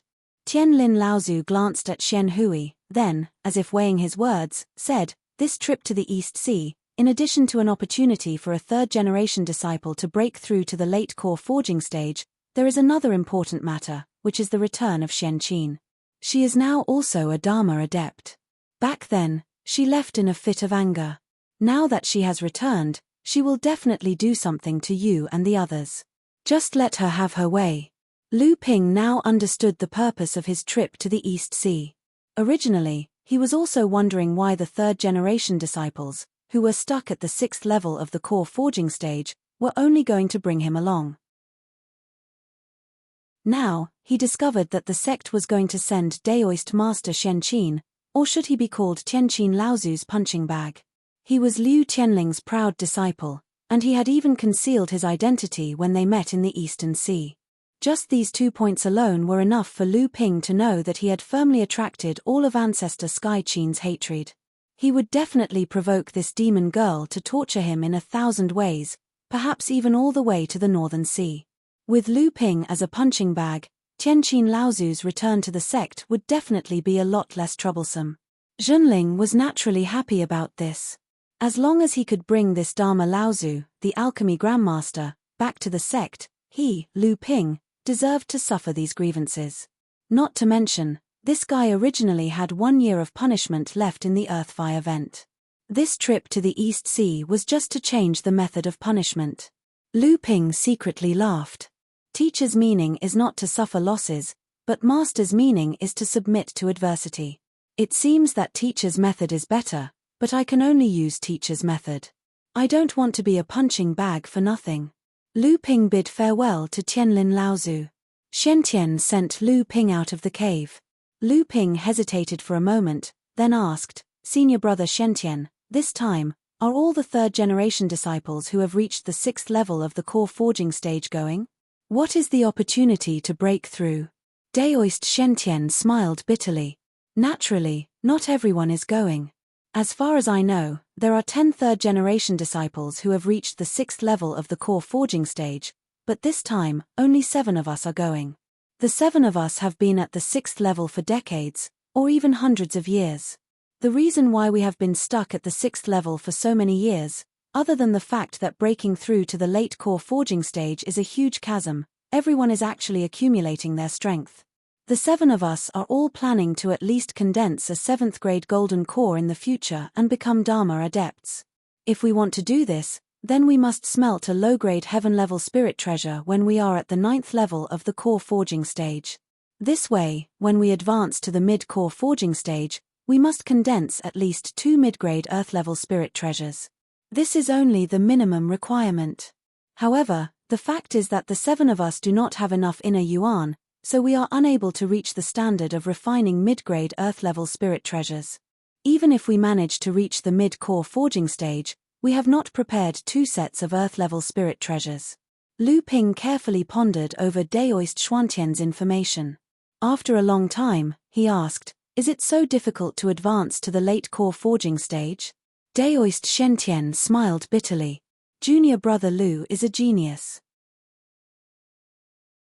Perhaps it is not difficult for you, but I have been a disciple of Master for nearly 200 years, and I have practiced for more than 250 years. However, I have only been at the 6th level of the core forging stage for 60 years. Although Xian Hui is not like me, she has also been at the 6th level for nearly 40 years. The difficulty of breaking through to the late core forging stage is obvious. Lu Ping was a little incredulous. "Senior brother, you have 60 years of accumulation. Isn't that enough?" Daoist Shentian nodded. "That is correct. In fact, with junior brother's current foundation, it is enough to refine 2 mid-grade earth-step spirit items. In the past, junior brother had some fortuitous encounters, and with master's help, I have 2 mid-grade earth-step spirit items. However, junior brother is not willing to give up so easily. In this trip to the East Sea, I want to see if I can find a suitable high-grade earth-step spirit item. If I can obtain one, junior brother will have a higher chance of reaching the 7th grade. After asking Daoist Shentian some questions regarding cultivation, Lu Ping bid farewell to Daoist Shentian. Lu Ping hurriedly returned to his cave residence. Seeing Hu Lily waiting for him, he opened his mouth and asked, "Are you planning to break through to the mid-core forging stage?" Hu Lily thought that Lu Ping was just asking casually, so she said, "Yes, I was quite lucky. Last time, I helped Master and a few other practitioners to explore some ruins, and we gained quite a bit. Master rewarded me with a high-grade earth-step ebony heart. Now that I am at the peak of the 3rd stage of the core forging stage, I can use it to refine this ebony heart." Lu Ping waved his hand and said, "Don't rush, it's just a high-grade earth-step spirit item. If you refine it now, when you advance to the late core forging stage, you can only refine mid-grade earth-step spirit items at most. In the future, it will be difficult for you to advance to the Dharma stage. The first time you refine a spirit item, it should at least be a low-grade earth-step spirit item, or at least 2 high-grade earth-step ones. Otherwise, you won't be able to reach a high-grade golden core in the future. After hearing Lu Ping's words, Hu Lili suddenly fell silent. Lu Ping was a little puzzled, but then he saw Hu Lili raise her head and say quietly, "Can I also become a Dharma adept in the future? None of our sect's array practitioners have ever reached the Dharma stage. I heard from Master that even the big sects in East Sea and Central Plains rarely have array practitioners who have reached the Dharma stage." Lu Ping's heart skipped a beat. Only then did he realize that it was even harder for array formation cultivators to advance to the Dharma realm than alchemists. Lu Ping had never thought about this problem before. In Hu Lili's eyes, smelting earth-grade spirit items to advance to the Dharma realm in the future was basically a dream. Lu Ping said seriously, "Don't worry, no array practitioner in our sect has ever advanced to the Dharma stage, so you will be the first. Now, there is no need to rush to advance to the mid-core forging stage. First, you should build up your foundation. I still have a minor forging panacea in hand, so I have to rush to the 7th grade golden core. There is no reason for me to be afraid before the battle begins." Hu Lili looked at Lu Ping and nodded vigorously, saying, "I believe you." Because Lu Ping had to go on a long journey again, he had to entrust everything to Hu Lili. Originally, Hu Lili wanted to break through to the mid-core forging stage. Without her to look after Huangli Island, Chen Lian and the others were punished to reflect on their mistakes. Even though Tianlin Laozu was in charge, he would not care about the trivial matters of Huangli Island. It turned out that Hu Lili wanted to invite perfected Liu Shenyuan to take charge, but this time Lu Ping stopped her, so she did not have to trouble perfected Liu Shenyuan anymore. Lu Ping then went to grab Yarrow Yong's strong men. Unexpectedly, after perfected Chu Shencheng took charge of Di Kuan Island, Yarrow Yong was left to take charge of Shenqi Island. Lu Ping had no choice but to refine 2 batches of blood-condensing elixirs and exchange Zhong Shencheng with perfected Shenyuan from the side yard. He asked Zhong Shencheng, who was gradually recovering from his injuries, to assist Hu Lili in managing Huangli Island. After thinking about it, Lu Ping was still worried, so he sent 3 sound-transmitting magic swords to perfected Liu Shenyuan, his 6th senior sister, perfected Chen Shenwei, and 7th senior sister, perfected Shen Hua, asking them to help look after Huangli Island when he was not around. After arranging the matters on Huangli Island, Lu Ping called Dabao out from an unknown corner of Huangli Island. Then, he took Samling and Lu Dagui with him and disappeared above the sea that was covered by the night. 5 years ago, there was an incident that happened in the North Sea's cultivation world. It was the North Sea's alchemy aristocratic family, the Liao family, who had clashed with the Overflowing Seas sect for some unknown reason. First, the Overflowing Seas sect accused the Liao family of attacking their camp. Then, without waiting for the Liao family to defend themselves, the Overflowing Seas sect had already ransacked the meticulously cultivated spirit herb gardens on the 18 miniature islands that the Liao family controlled. Dozens of Liao family's low-level cultivators were killed. The North Sea Liao family fought back, but the Overflowing Seas sect was too powerful. The Liao family was forced to retreat again and again. At the same time, they sought support from the various sects of the North Sea. Unexpectedly, before the sects of the North Sea could express their stance, the North Sea cultivators who had been stirred up by the Overflowing Seas sect's actions all these years launched a surprise attack on the Overflowing Seas sect. The Overflowing Seas sect was caught unprepared, and dozens of cultivators perished. Among them were even core forging cultivators. For a time, the Overflowing Seas sect became the target of scorn in the North Sea. However, after the Overflowing Seas sect retreated, the North Sea cultivators suddenly realized that the Overflowing Seas sect had disappeared without a trace. No matter how hard the North Sea cultivators searched, they could not find a single cultivator from the Overflowing Seas sect. They could only leave the matter unsettled. Under the shroud of the night, Lu Ping finally arrived at Autumn Cloud Island, the place he had been to decades ago. Looking at the island in front of him, Lu Ping laughed coldly in his heart. With the so-called North Sea's local powers as cover, who would have thought that the Overflowing Seas sect would be hiding here? Who knows, Xianling's sect might have joined the ranks of those who are harboring the Overflowing Seas sect.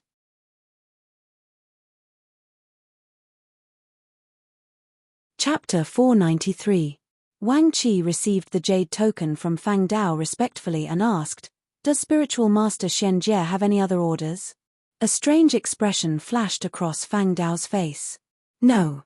You just need to bring this jade token to the back mountain of Heaven Spirit Mountain and find someone called Du Feng. Just pass this jade token to him." Wang Qi was taken aback. "It's that simple?" Fang Dao's eyes flashed, but he still shrugged. "Do you think the old man would lie to you?" "All right," Wang Qi said and walked towards the teleportation formation on Huangli Island. "I'll go now." Wang Qi had just left when Fang Xia and Fang Wei walked in. Fang Dao looked at his twin children and showed some gratification on his face. However, he immediately concealed it and took out a jade token. He said, "You too, take this to Frost Island and give it to the spiritual master in charge of mining the spirit mines of our sect." Fang Xia giggled and said, "Father, what is this jade token? Why did you send it to Frost Island?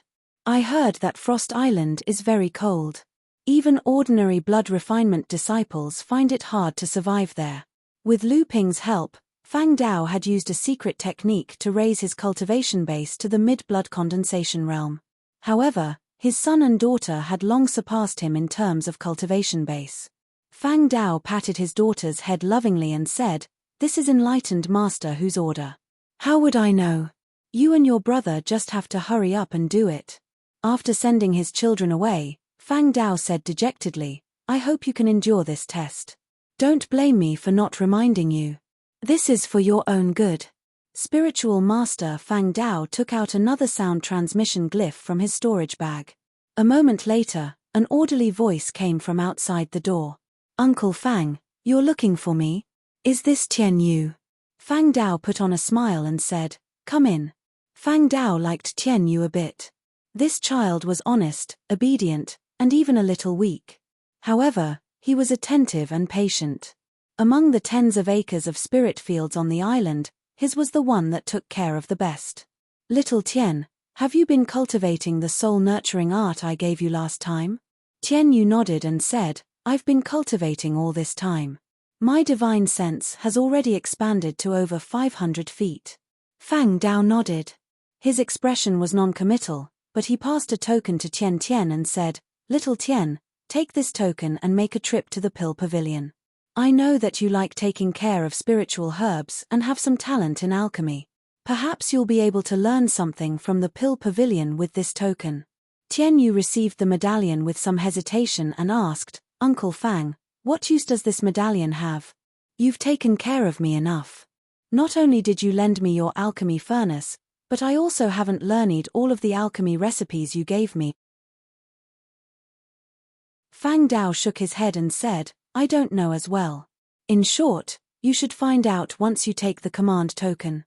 6 cultivators were already waiting before the teleportation array in front of the Heaven's Spirit Hall. "Senior brother Shen Tian, isn't there another person coming? Why isn't he here yet?" Master Shen Tian looked at the person who spoke. It was Master Liang Xuanfeng's eldest disciple, Zhong Shenbei. Just as Master Shen Tian was about to speak, he heard a cold snort from the person next to him. "No matter who it is, they can't be so arrogant. Don't tell me he's coming with the martial uncle who will be leading us to the Eastern Sea." The person who spoke was Master Xuanchang's disciple, Yang Xuansu. Master Shen Tian opened his mouth, but he couldn't bring up the fact that Lu Ping hadn't arrived yet. He was quite angry at Lu Ping for being late. Master Shen Tian deliberately changed the topic and asked a cultivator on the other side, "Junior sister Shen Zhu, do you know which martial uncle will be leading us to the Eastern Sea?" Master Shen Zhu was the eldest disciple of Zhenling's Talisman Crafting Pavilion's deputy pavilion master, Master Shen Zhu. Master Shen Zhu's ability to make talismans was deeply inherited by Master Shen Zhu. He was also one of the 7 6th-level core forging 3rd-generation disciples going to the Eastern Sea. Master Shen Zhu shook his head and said, "Among the martial uncles who are qualified to represent the sect to the Eastern Sea, Chu Shencheng, Liang Shenfeng, and Guo Shenshan have already condensed high-grade golden cores and are only waiting to break through to the Dharma manifestation stage. Master Shen Zhu has also gone into seclusion to condense his golden core, Master Shen Chang has just enforced the sect's rules and can't stand on his own 2 feet. Master Xuanhua has been assisting Tian Ling Laozu on Frost Island. Master Shen Huai from the Puppet Pavilion has never been in charge. Master Shen Yang from the Pill Pavilion seems to have been studying a kind of medicinal pill recently. Then among the remaining late core forging cultivators, the only ones qualified to represent the sect to the Eastern Sea are Master Shen Sen, Master Shen Chen, and my master. Master Shen Zhu nodded. The spiritual masters mentioned by Master Shen Zhu were all cultivators who had been famous among the second-generation disciples for a long time. His analysis was quite reasonable. Master Shen Tian originally wanted to ask something, but the teleportation array in front of him suddenly lit up. Everyone's eyes looked towards it. After the light dissipated, Lu Ping appeared in the teleportation array and immediately felt several eyes staring at him. When Lu Ping looked up, he saw Master Shen Tian and the other 5 people. Lu Ping immediately knew that everyone had gathered and he was the only one left. After greeting Master Shen Tian and Master Shen Hui, Lu Ping smiled and said, "My apologies, I was delayed because of a small matter." Except for Shen Tian and Shen Hui, the other 4 people were also surprised that Lu Ping would be going to the Eastern Sea with them. For a moment, everyone felt that it was unexpected, but also reasonable. Master Shen Su, who was complaining about Lu Ping being late, had an embarrassed expression. Although Lu Ping's cultivation was far behind theirs, not only was his status in the sect far above theirs, but his strength also faintly surpassed them, who were 6th-layer core forging cultivators who had been accumulating strength for decades. When they thought about how Lu Ping killed a late core forging demon cultivator and fought with Master Shen Shu, everyone looked at Lu Ping with a trace of awe. Master Shen Zhu's eyes flashed with a strange light. He was the first to giggle and say, "So it's the famous junior martial brother Lu.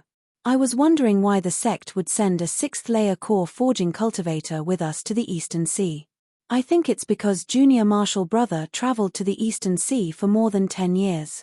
Lu Ping was very famous among the 3rd-generation disciples. After he was chased by a beast tide and disappeared, many people in the sect knew that he went to the Eastern Sea. However, Lu Ping's experience in the Eastern Sea was only known by a few high-level cultivators. Lu Ping smiled and said, "Senior martial sister is overpraising me. I'm just here to accompany my senior martial brothers and sisters. I've been in the Eastern Sea for more than 10 years, but I haven't been to many places. Most of my time is spent in seclusion." As Lu Ping spoke, he looked at Master Shen Tian who was next to him. Master Shen Tian smiled and said, "Junior martial brother Lu might not know, but this is the Talisman Crafting Pavilion's deputy pavilion master, Master Shen Zhu's eldest disciple, junior martial sister Shen Zhu." Master Shen Zhu was one of the sect's few experts. Although the Talisman Crafting Pavilion's position in the sect couldn't be compared to the Refining Hall and Pill Pavilion, the Talisman Crafting Pavilion had the most powerful pavilion master in Zhenling, Tian Shui Laozu. With this person, the Talisman Crafting Pavilion's position in Zhenling was firmly behind the Pill Pavilion and Refining Hall, ranking 3rd in Zhenling. Master Shen Tian pointed to a tall and thin cultivator beside him and said, "This is Martial Uncle Shen Chang's eldest disciple, junior martial brother Shen Su." Master Shen Su laughed dryly and uncomfortably greeted Lu Ping. Lu Ping didn't mind. He didn't have a good impression of Master Shen Chang. Moreover, Lu Ping also discovered that when he broke through to the mid-core forging stage, the demon race's siege on Huangli Island was very strange. Although he heard from his teacher that Master Shen Shu's shadow was behind it, Lu Ping also felt that Master Shen Chang, who had arrived late that day, was also involved. Master Liang Xuanfeng's 2nd disciple, Daoist Shen Bei, had also met Lu Ping. Daoist Shen Bei had also heard about how Lu Ping had helped Master Liang Shenfeng obtain the heavenly windleaf in the East China Sea. Daoist Shen Bei was also very grateful to Lu Ping for using the minor forging spirit pill to resolve Master Liang Xuanfeng's embarrassment when he was condensing a high-level golden core. Therefore, his greeting towards Lu Ping was the most sincere. Lu Ping was also very close to Daoist Shen Bei. On one hand, it was because of his relationship with Master Liang Shenfeng. On the other hand, it was because of the sincerity between Daoist Shen Bei and Lu Ping. Finally, Daoist Xian Yu's teacher didn't have the same great achievements as the other teachers. Although Daoist Xian Yu's teacher was also a second-generation disciple, his teacher's cultivation was the same as Daoist Xian Yu's, 6th-layer core forging stage. Daoist Xian Yu had never been able to break through to the late core forging stage. In the end, Daoist Xian Yu barely managed to smelt a low-grade Earth-step heaven and Earth spirit treasure and directly condensed a 3rd-grade golden core. However, Daoist Xian Yu was very diligent. His cultivation progress and true strength were no worse than the other famous disciples of the second generation. His current cultivation had even surpassed his teacher. Among the first batch of third-generation disciples of Zhenling, he was quite famous. Daoist Shen Tian introduced everyone to Lu Ping, then asked, "Junior brother, why are you so late today? You made me wait for a long time." Lu Ping unconsciously touched the storage ring on his hand. In the past few days, Lu Ping had become a great thief in the cultivation world. He had swept away 2 secret cultivation resource storage camps of the overturned Sea Gang. By the time the overturned Sea Gang realized something was wrong, Lu Ping had already decisively stopped and returned to Qianling Mountain. He had just caught up with the group that was about to go to the East Sea. Lu Ping smiled shamefully. "Recently, disciples suddenly felt that my cultivation seemed to be showing signs of breaking through to the 6th layer of core forging stage. I was greedy for merit and advanced rashly, but I almost forgot the time. I'm really ashamed." Daoist Shenbei smiled bitterly and said, "Junior brother Lu, we are the ones who should be ashamed. The few of us were also the best among the third-generation disciples, but none of us reached such a high level of cultivation at your age. What you said really makes us feel ashamed." Daoist Shenbei's words seemed to have touched the bottom of everyone's heart. They couldn't help but nod with deep emotions. Yes, yes. Lu Ping didn't want to waste his breath on this topic. He changed the topic and asked, "Who will be leading us to Jingzhe Island this time?" "Jingzhe Island? What is that place?" Daoist Shenju asked, his 2 bright eyes twinkling. Lu Ping looked at Daoist Shen Tian with a puzzled expression. He found that even Daoist Shen Tian had a puzzled expression. Only then did he realize that no one knew that Tian Xiong Laozu's base in the Fallen Secret Realm was on Jingzhe Island. Jingzhe Island is our sect's base in a secret realm in the East Sea. It is overseen by our sect's Tian Xiong Laozu. Without waiting for Lu Ping to explain, a voice sounded in everyone's ears. When everyone turned to look, they saw a middle-aged cultivator walking towards them at a seemingly slow pace. Martial Uncle Shen Sen. Everyone bowed to the newcomer.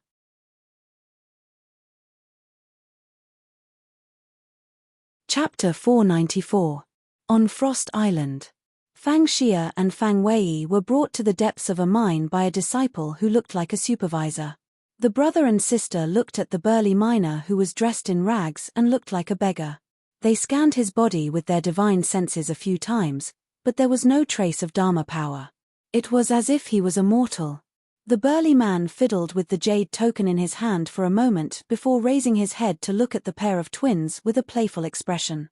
"Are you too from Huangli Island?" Although Fang Xia did not know why spiritual master who would give a jade token to a mortal, she did not neglect him. Instead, she said, "That's right.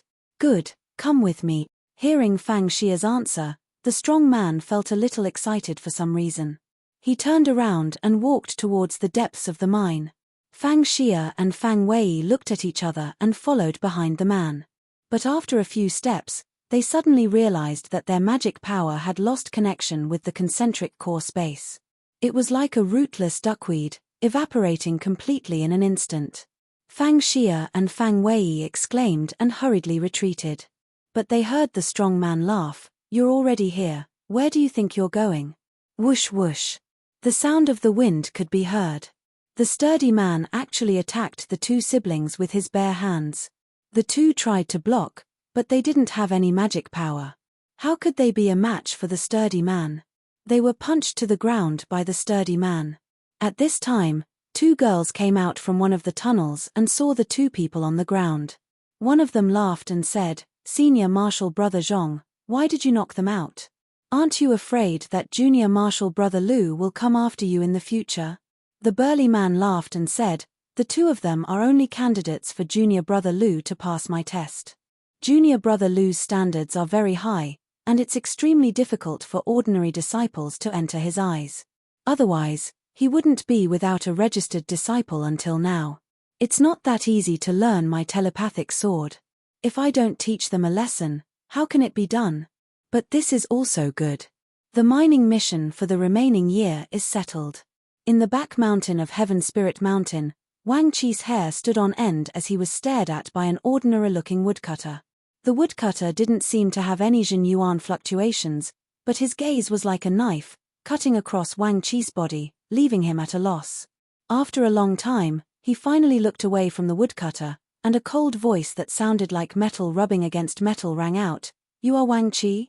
Wang Chi was startled. "I am indeed Wang Chi." "All right then."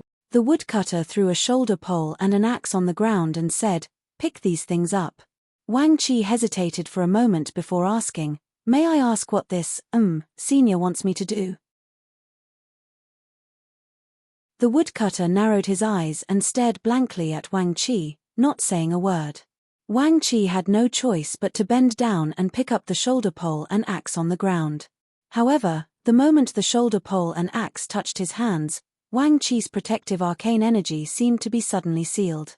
Wang Chi was shocked and quickly threw the things in his hands on the ground. However, he still couldn't circulate any arcane energy in his body. It was as if his heart core space had been completely cut off from his bloodline. Wang Chi suppressed the shock in his heart and looked coldly at the person in front of him. "What did you do? Why did my cultivation suddenly disappear?" The woodcutter was still expressionless, but a hint of admiration flashed across his eyes. He said coldly, "Pick up your shoulder pole and axe. For the time being, you will be an obedient woodcutter under me." Watching the woodcutter leave, Wang Chi's expression changed. No one knew what he was thinking, but in the end, he still picked up the things on the ground and followed the woodcutter. In front of the pill pavilion, an alchemy apprentice guarding the door looked at the cowering disciple with disdain. He had seen many people like this. Cultivation was difficult, and many cultivators in the sect wanted to go to the pill pavilion to see if they could learn some alchemy skills after they had some achievements. However, they didn't know that it was so easy to become an alchemy master. Most people would be badly injured in the pill pavilion, and the cultivation resources that they had accumulated over decades would be used up in an instant. In the end, they couldn't even become an alchemy apprentice. In the end, they could only leave with their tails between their legs. Thinking about this, the alchemy apprentice's face flashed with ridicule. He coughed and said, "Kid, what are you doing here? Do you know where this is? This is the pill pavilion. Do you know what it is? Is it a place you can enter as you please?" The cultivators in the pill pavilion smiled knowingly at this scene. They had seen this scene many times. The pill pavilion had always been strict in selecting people, and very few people could enter the pill pavilion's eyes. However, the pill pavilion's position in the sect had always been at the top, and there were many cultivators who flocked to it. However, out of 100 cultivators, 99 of them came in high spirits and left in disappointment. The cultivation resources that they had accumulated over decades were used up in the blink of an eye. Many of them wanted to cry but had no tears. The remaining one might be able to concoct a few types of pills, but it was extremely difficult for him to become an alchemist. If he didn't display a certain level of talent, and the pill pavilion spared no effort in providing him with cultivation resources, he wouldn't be able to withstand the consumption of cultivation resources if he relied solely on his own efforts. The alchemy apprentice thought that his scolding would be enough to scare this inexperienced early blood condensation cultivator away. Many mid-blood condensation cultivators, and even core forging cultivators, had been defeated by the pill pavilion. "You're just an early blood condensation cultivator, minor repairs. It's for your own good that you're being ordered to leave by the pill pavilion. If I wait until you use up your last spirit stone, then you'll truly be crying but have no tears." For a moment, the alchemy apprentice felt a sense of superiority in his heart. He felt that even though he was guarding the door of the pill pavilion, He was a level higher than the other cultivators in the Zhenling sect. He felt a little smug. However, the scene of this early blood condensation cultivator retreating in embarrassment did not happen. Instead, the early blood condensation cultivator took out a palm-sized iron token from his pocket. He held it in his hand, his eyes evasive. He wanted to hand it over, but he didn't know what to do. As a result, the alchemy apprentice was a little displeased. I've already made things so clear, why doesn't this early blood condensation cultivator give up? Look at his wretched appearance, he doesn't have the transcendent temperament of a pill pavilion cultivator. He's even holding an iron token in his hand. Could it be the token of a senior cultivator? I need to be more careful about this. However, such people usually end up worse off. The pill pavilion doesn't care about your identity. Although they're polite to these cultivators who have backing, they'll still stab them in the back and make them retreat. The alchemy apprentice's displeased expression turned into a sneer. Why aren't you leaving yet? You're holding a token in your hand. Could it be that you're another enlightened master's disciple? The cultivator quickly waved his hand and said, No, this is just an item that Master Immortal Fang Dao gave to me. He wanted me to bring it to the pill pavilion to take a look. The sneer on the alchemy apprentice's face deepened. Master Immortal? That's what Zhenling calls some blood condensation cultivators. Looks like the cultivator behind this pill pavilion cultivator is just a blood condensation cultivator. Fang Dao? I've never heard of this name before. The alchemy apprentice threw away the last shred of respect he had. He directly snatched the iron token from the cultivator's hand and said, What is this? Let me see. The iron token was quite heavy in his hand. He didn't know what it was made of. There was a pill furnace carved on the front, and below the furnace was a blazing flame. The word Lu was carved on the back of the iron token. What the hell is this? The alchemy apprentice couldn't see anything special about the iron token. He sneered, You want to sneak into the pill pavilion with an iron token? Go back to where you came from. Several cultivators from the pill pavilion who were watching from the sidelines burst into laughter. Such a scene often appeared at the entrance of the pill pavilion. This was also a common tactic used by the pill pavilion's apprentice alchemists to ridicule those cultivators who thought they had some status. Don't you have status? The pill pavilion's status is even higher than yours. The alchemy apprentice looked at the cultivator's flushed face and curled his lips. His expression was full of disdain. He didn't even have the mood to mock the cultivator anymore. He directly threw the iron token to the ground, too lazy to even speak to the person in front of him. The cultivator hurriedly stretched out his hand to catch the iron plate. Unexpectedly, the alchemy apprentice had already predicted that he would do this. The iron plate contained a hidden force that directly broke apart the alchemy apprentice's magic power, causing the iron plate to fall to the ground even faster. However, just as the iron token was about to fall to the ground, suddenly there was a sound of her.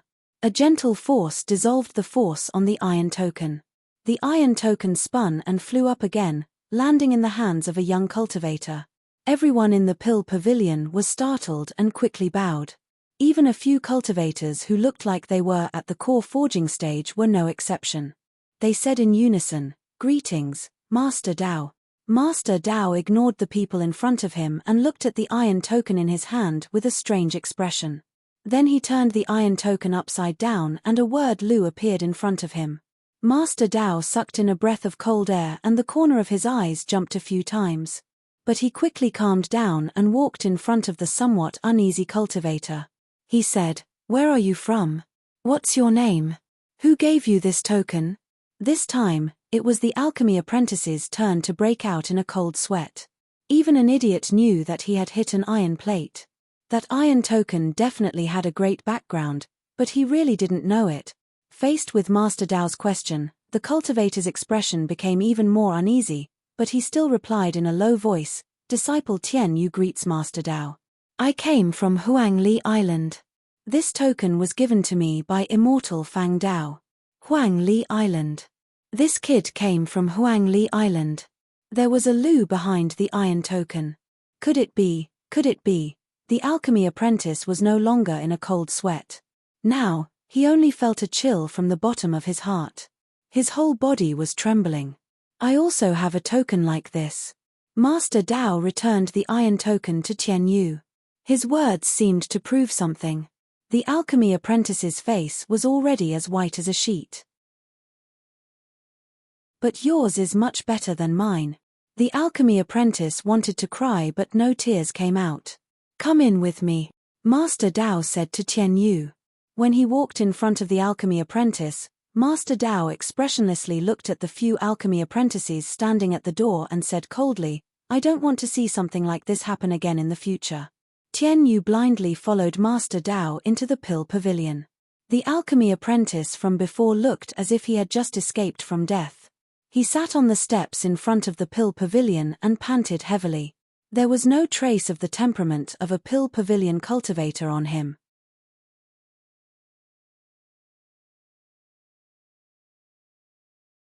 Chapter 495.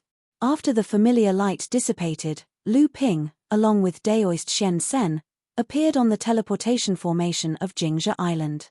In front of the teleportation array, there were already 3 people waiting for Lu Ping and the others. Senior brother Shen Shu. Daoist master Shen Sen's face lit up and he walked down the teleportation array.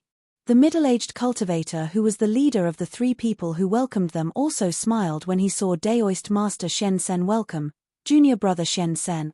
Daoist master Shen Sen sighed with emotion, it's been decades since we last met, and senior brother Shen Shu is now at the 9th level of the core forging realm. I'm sure you're not far from condensing a high-grade golden core, right? Spiritual master Shen Shu pointed at spiritual master Shen Sen and said with a smile, you're still talking about me? If we're talking about the latecomers, who among the second-generation disciples can compare to you? Spiritual master Shen Sen waved his hand and hurriedly said, I merely profited from a disaster. How can I compare to senior brother's diligent cultivation? Daoist master Shen Shu quickly said, all right, there's no need for you and me to flatter each other. Not to mention senior brother Tianlin and senior sister Tianling, even compared to senior brother Shenfeng, senior brother Shenshan, and junior brother Shen Cheng, we're too embarrassing in front of these juniors. It's just a pity for junior brother Shenyin. Speaking of Li Shenyin, the 2 of them were a bit caught up. Daoist master Shen Shu knew that now was not the time to talk about this. He hurriedly pointed at the 7 people behind him and said, I haven't seen them for several decades. These martial nephews, I only recognize Shen Tian and Shen Hui. Ian, this is senior brother Shen Feng's disciple, Shen Bei. I don't recognize the others. Spiritual master Shen Sen then introduced the 3 third-generation disciples, Shen Zhu, Shen Su, and Shen Yu, to spiritual master Shen Shu. When he mentioned spiritual master Shen Yu, spiritual master Shen Shu even forced himself to say a few words, it's not easy. When spiritual master Shen Sen introduced Lu Ping, spiritual master Shen Shu's expression was a little strange, but he still laughed and said, you are martial nephew Shen Ping? It's a pity that I was in closed-door training when you left the East Sea, so I didn't get to see this young hero of our sect who shocked the world with a single brilliant feat in the Northern Alliance elixir gathering, and single-handedly established the Listening Wave Prefecture in the perished Mystery Land. Shen Tian and the others were shocked when they heard this. It was no wonder that this person could so easily stir up a storm in the North Sea's cultivation world after returning to the North Sea. It turned out that he had already made a name for himself in the East Sea. If these seniors, who had cultivated for over 100 years, were still somewhat dissatisfied with Lu Ping, they now only felt admiration for him. Lu Ping, on the other hand, was moved. He said, Martial uncle, you flatter me. It's just that I haven't been in the East Sea all these years. I wonder if Martial uncle has any news about the Listening Wave Island? Lu Ping had established the Listening Wave Prefecture in the perished Mystery Land. Although Hong Ying and the others were guarding it, among the 3 of them, only Yi Buqi had a chance of advancing to the mid-stage core forging realm. Hong Ying and Wu Yan could only reach the early-stage core forging realm at most. Fortunately, they had the help of Yu Zhengrui, an alchemy master. Even though they had only agreed on 10 years' time with Lu Ping, Yu Zhengrui would not just stand by and watch. Of course, the most important reason why Lu Ping could leave the East Sea without worry was because Kai Lianying had agreed to join the Listening Wave Prefecture. Although Kai Lianying's cultivation was not as good as Lu Ping's, she was stronger than Yin Shenchu, Ji Shenxian, and the others. However, after Yin Shenchu obtained the Ice Dragon Pearl, things were different. More importantly, Kai Lianying had a keen mind and knew how to run a business. The Listening Wave Prefecture would not be destroyed by the other major forces in her hands. Moreover, there was a mysterious boudoir behind her. It was just that he did not know if Yin Shenchu had already arrived at the Listening Wave Island. Sure enough, after hearing Lu Ping's question, Spiritual Master Shen Shu's face showed a rather surprised expression. He said, "Don't worry, Martial Nephew Shen Ping. Your partner in the Listening Wave Prefecture is indeed quite capable. Although Celestial Phenomenon Laozu ordered us to take care of him, he was able to survive and even develop under the three forces of the Crystal Palace, the Northern Alliance, and the Boudoir. Even the old man has to admire him." Hearing this, Lu Ping heaved a sigh of relief. However, after hearing Spiritual Master Shen Shu mention the Boudoir, Lu Ping immediately became more cautious. He asked, "Why, is the Boudoir no longer hiding their tracks in the East Sea?" When Spiritual Master Shen Shu heard Lu Ping ask about the boudoir, he seemed to have thought of something. He looked at Lu Ping strangely, then nodded and said, "After the battle at the Zhongshen Cave, the boudoir was no longer a secret in the East Sea training world. After that, the boudoir simply walked to the front of the training world platform of the East Sea and went against the Crystal Palace. Now, they are recognized as the sixth major sect in the East Sea." Major sect? Lu Ping's eyes narrowed. No wonder they are the closest to the Crystal Palace. There is a Dharma adept in the boudoir. But even if there is a Dharma adept, with the status of the Crystal Palace among the major sects in the entire training world, the boudoir should not have such power. Could it be one of the other four major sects? Spiritual Master Shen Shu sighed and said, "Disciple Shen Ping is indeed quick-witted. The hidden power of the boudoir is extremely huge. When it was revealed, there were 2 Dharma adepts, 5 mid-Dharma adepts, and 6 early Dharma adepts. This shocked the entire East Sea training world." Spiritual Master Shen Shu looked at everyone except for Lu Ping. Even Spiritual Master Shen Sen's face was full of surprise. It was obvious that he was shocked by the huge power of the East Sea.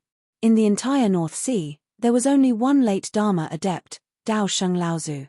East Sea was just a newly announced sect, but there were already 13 Dharma adepts in charge of it. There was an unspoken rule in the training world. The establishment of a sect or power first required an independent status. In order to achieve this status and be recognized by the training world, the sect or power must have a Dharma adept, Laozu, in charge.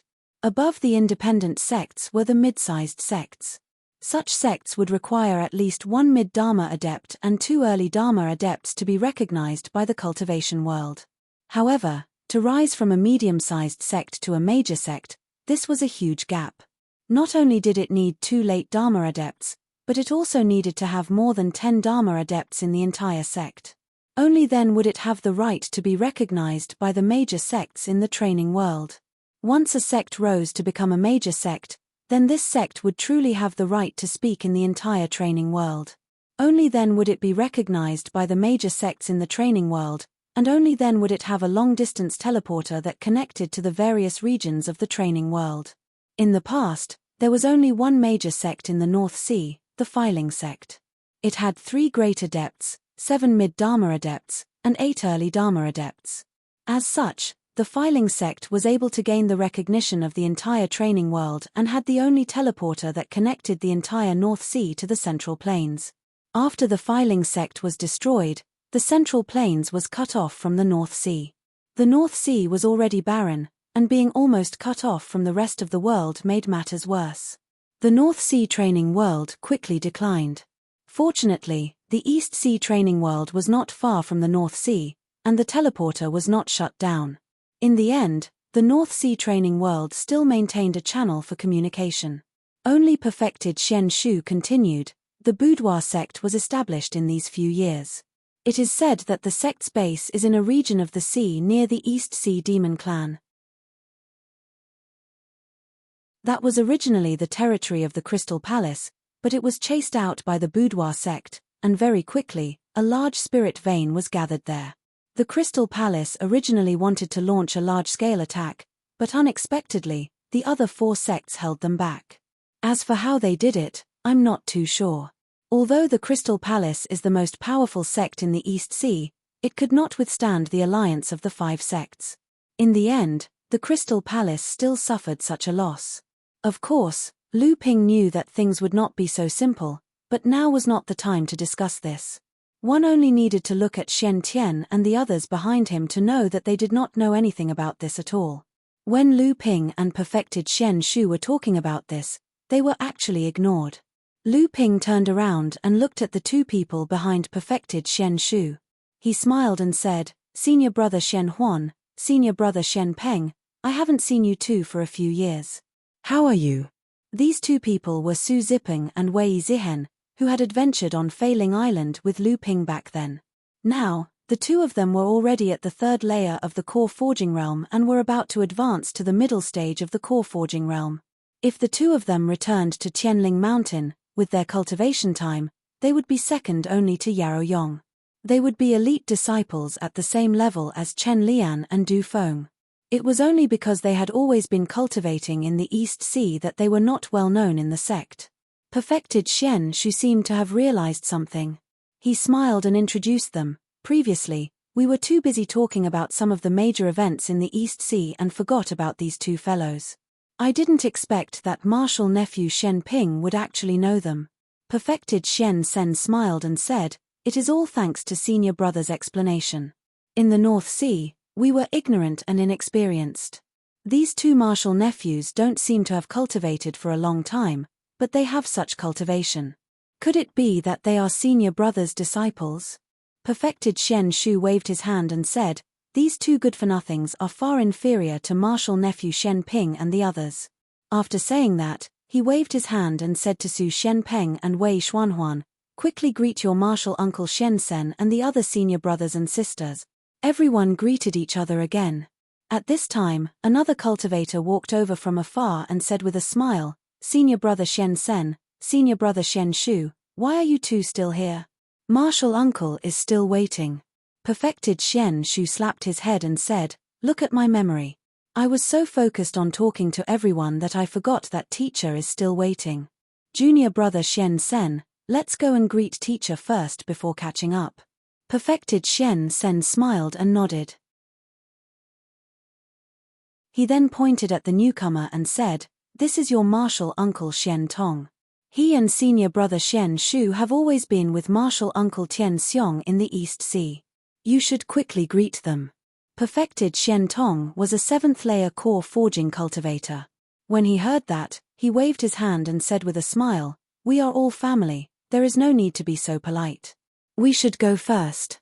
In a while, there will be important figures from our sect coming. At that time, we will have to go out and greet them." Lu Ping's heart moved. He turned to Perfected Shen Shu and asked in a low voice, "Martial uncle, is that person returning to the sect?" Although Lu Ping's voice was low, everyone still heard it. Shen Tong, Shen Sen, Shen Tian, and Shen Hui all knew who Lu Ping was talking about. However, Shen Bei and the other 3 were confused. Perfected Shen Shu was startled. Only now did he realize that Lu Ping was a direct disciple of Chonghua sect. He thought about the grudge between the 3 people in the sect from 60 years ago and understood why the sect sent Lu Ping to the East Sea. After thinking for a while, he said in a low voice, "This time, I'm afraid martial nephew will have to suffer a little." Lu Ping calmly nodded. As expected, his expression surprised Perfected Shen Shu.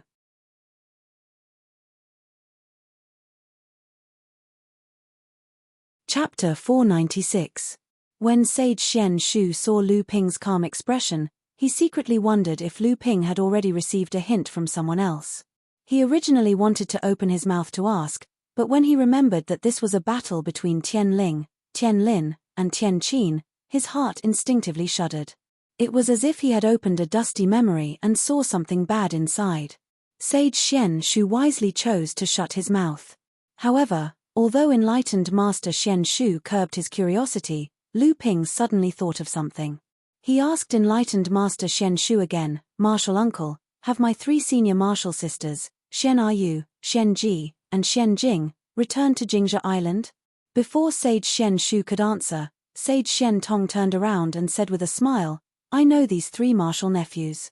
Back then, when they came to Jingling Island, they said that they were ordered by senior sister Tian Ling to travel to the Eastern Sea. After meeting martial uncle Tian Xiong, they left. After that, every 2 to 3 years, the 3 of them would return to Jingling Island. It seemed that they wanted to pass some news to the Northern Sea. Previously, the sound transmission sword that informed them to return to Jingling Island was also sent by me. There were no mistakes. I believe that they will return to Jingling Island in 1 or 2 days." Only then did Lu Ping relax. He followed everyone to a cave abode on Jingling Island. As soon as they entered the cave abode, everyone's breathing suddenly stagnated. The earth-shattering spiritual energy in the cave abode rose and fell like a tide. Sage Shen Sen raised his eyebrows slightly and a hint of joy appeared on his face. He looked at Sage Shen Sen and Sage Shen Tong with a questioning gaze. When he saw Sage Shen Shu smile at him, the joy on Sage Shen Sen's face became even more intense. Lu Ping and the others didn't know why. At first, they thought it was because a high-quality spirit vein had been connected to the cave dwelling, causing the density of the spiritual energy in the cave dwelling to increase. But soon, they realized that wasn't the case. As the violent spiritual energy seeped into the cave dwelling, the pressure in the cave dwelling grew stronger. The 3 late-stage core forging cultivators, Shen Shu, Shen Sen, and Shen Tong, led the way, walking side by side. From behind them, Lu Ping could clearly see that enlightened masters Shen Shu and Shen Sen were both in the 9th layer of the core forging realm. Their footsteps were light and fast, and their clothes didn't move in the slightest. Shen Tong, on the other hand, was only in the 7th layer of the core forging realm. Although his speed could keep up with the other 2, his clothes were swaying left and right under the violent spiritual energy. Behind the 3 was Lu Ping. Originally, Lu Ping was the last to walk, but before entering the cave, Lu Ping was thinking about something. Although the spiritual energy in the cave was violent and the pressure was heavy, it didn't have any evil intentions. Therefore, Lu Ping didn't think too much and walked straight in. The violent spiritual energy and the heavy pressure caused Shen Tian, Shen Hui, Shen Bei, Shen Su, Shen Zhu, and Shen Yu to walk forward with difficulty. The 6 of them didn't dare to open their mouths to breathe, because once they did, the violent spiritual energy would directly pour into their mouths. It could choke a core forging realm cultivator to the point of coughing. Looking at the 3 martial uncles walking in front of them, the 6 of them didn't dare to use any magic treasures or astral chi in front of them. They could only constantly circulate the true essence in their bodies through their blood vessels. At the same time, they spread their divine sense around their bodies, trying to resist the pressure coming from the depths of the cave. At this moment, the strength of each person was revealed. Daoist Master Shentian walked at the very front, but he was half-covered, trying to block a part of the pressure for Daoist Master Shenhui, who was following closely behind him. Even so, the husband and wife were 3 feet ahead of the others, but with every step they took, their bodies would sway. 3 feet behind them were Daoist Shen Bei and Daoist Shen Yu, walking side by side. The 2 of them were only half a step apart, but with every step they took, their bodies swayed. Their clothes were tightly wrapped around their bodies under the influence of the violent spiritual energy. A huge force constantly pushed the 2 of them back. Daoist Shen Bei and Daoist Shen Yu had to spend a lot of strength to stabilize their steps. Behind them were Daoist Shen Su and Daoist Shen Zhu. Their bodies were slightly bent forward, as if they were walking against the wind. Sweat could be seen on their temples. The 2 of them looked at the 4 people walking in front of them with a trace of unwillingness and helplessness. At this time, Daoist Shen Su seemed to have thought of something. Her face suddenly revealed a trace of joy, and she turned her head to look behind her. Daoist Shen Zhu was puzzled as to why Daoist Shen Su would laugh. Seeing her turn around, she immediately understood. Lu Ping was walking at the back. At the same time, she also understood why Daoist Shen Su would laugh. Although Lu Ping was walking at the back, He was not too far away. At this time, he still had not caught up. Clearly, this famous water sword immortal in the North Sea was not necessarily much stronger than them. Although Daoist Shen Zhu disdained Daoist Shen Su's mentality of looking backward, she still couldn't help but look back. However, just as Daoist Shen Zhu turned her head, she happened to see a figure flash past her eyes. When Daoist Shen Zhu looked carefully, her eyes widened. Who else could it be but Lu Ping? But why was he able to walk so fast?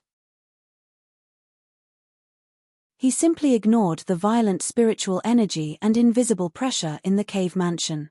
Moreover, he seemed to be in a hurry, as if he didn't care about what was happening in the cave mansion. Daoist Shen Zhu turned her head to look. The smile on Daoist Shen Su's face had long frozen. Looking at the figure who had already walked in front of Daoist Shen Yu and Daoist Shen Bei, Daoist Shen Su's temples suddenly twitched. She couldn't believe it, but there was a trace of helplessness. In the blink of an eye, Lu Ping overtook Daoist Shen Bei and Daoist Shen Yu. He didn't feel the fiery gazes of the two staring at him. The two glanced at each other, and at the same time, they pushed forward 3 or 4 steps. With great difficulty, they were able to keep up with Lu Ping. However, Lu Ping was still moving at the same speed, while Daoist Shen Bei and Daoist Shen Yu couldn't keep up. They could only slow down and helplessly watch as Lu Ping walked in front of them. When Daoist Shen Tian heard the footsteps behind him, he curiously looked back. He saw Lu Ping in a state of absent-mindedness, catching up to Daoist Shen Tian and walking in front of Daoist Shen Tian. Daoist Shen Tian's competitive spirit was aroused. He glanced at Daoist Shen Hui behind him. Daoist Shen Hui naturally understood his meaning and nodded with a smile. Daoist Shen Tian also took 2 steps forward, leaving Daoist Shen Hui behind and keeping up with Lu Ping. Daoist Shen Tian went all out. He had been stuck at the bottleneck of the 6th layer for more than 60 years, and he was also Lao Zu's disciple. His cultivation foundation couldn't be underestimated. For a time, he was able to keep up with Lu Ping, and even the distance between him and Daoist Shen Tong and the other two had shortened by a few steps. However, after just 10 steps, Daoist Shen Tian began to gasp for breath. He couldn't keep up with Lu Ping's pace. Daoist Shen Tian gritted his teeth and walked a few more steps. Finally, he was exhausted and could only watch as Lu Ping continued to move forward. Since he couldn't catch up with Lu Ping, Daoist Shen Tian simply slowed down his pace. He slightly recovered his inner yuan and waited for Daoist Shen Hui behind him. At this time, Lu Ping was naturally thinking about Tianqin Laozu. Even if Tianqin Laozu wanted to make things difficult for him, he would never endanger his life. However, Lu Ping had Tianqin Laozu standing behind him. If Lu Ping was played by Tianqin Laozu, Lu Ping's own honor and shame were small, but Daoist Shen Tian's face was big. At this time, Lu Ping already knew that Daoist Shen Tian would take over Zhenling after Daoist Guo Shenshan advanced to the Dharma stage. And this time, he would take over as Dharma Laozu, which meant that the position of Daoist Shen Tian had risen to the position of sect leader. Although Lu Ping guessed that this might be one of the reasons why Tianqin Laozu could return to the sect, Lu Ping didn't want someone to openly obstruct him after Daoist Shen Tian became sect leader. And Tianqin Laozu's return this time might be the biggest suspect and candidate for that person. Lu Ping's thoughts turned quickly, and he only cared about moving forward. Tianqin Laozu naturally wouldn't confront Daoist Shen Tian directly. That would give the impression of discord to the people in the sect, and she wouldn't get the support of the sect. So the most likely way was to use her as a disciple. As long as she was sincere, there would naturally be many loopholes in the so-called rules of the sect. If Tianqin Laozu was determined to make things difficult for Daoist Shen Tian, with her wisdom, these methods would naturally be easy. At that time, through the hands of the disciples, she could attack Daoist Shen Tian's authority without leaving a trace, and Daoist Shen Tian could do nothing about it.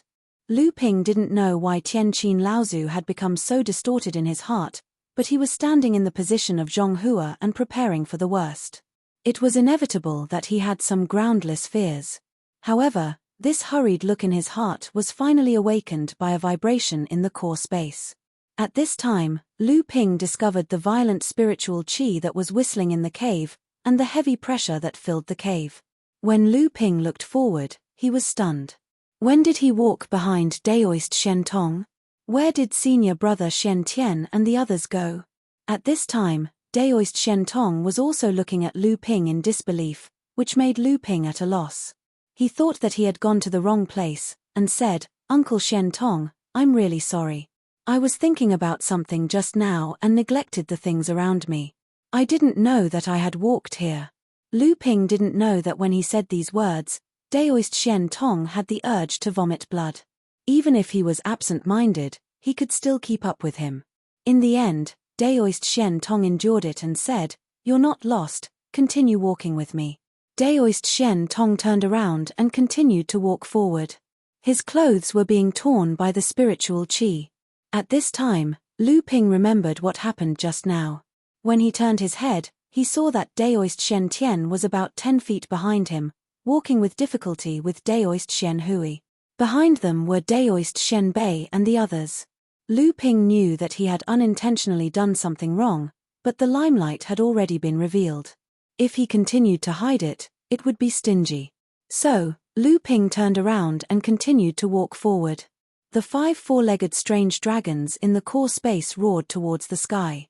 A trace of their bloodline pressure was emitted through their divine sense, counteracting the pressure in the cave. Lu Ping strode forward, barely keeping up with Daoist Shen Tong as they walked deeper into the cave.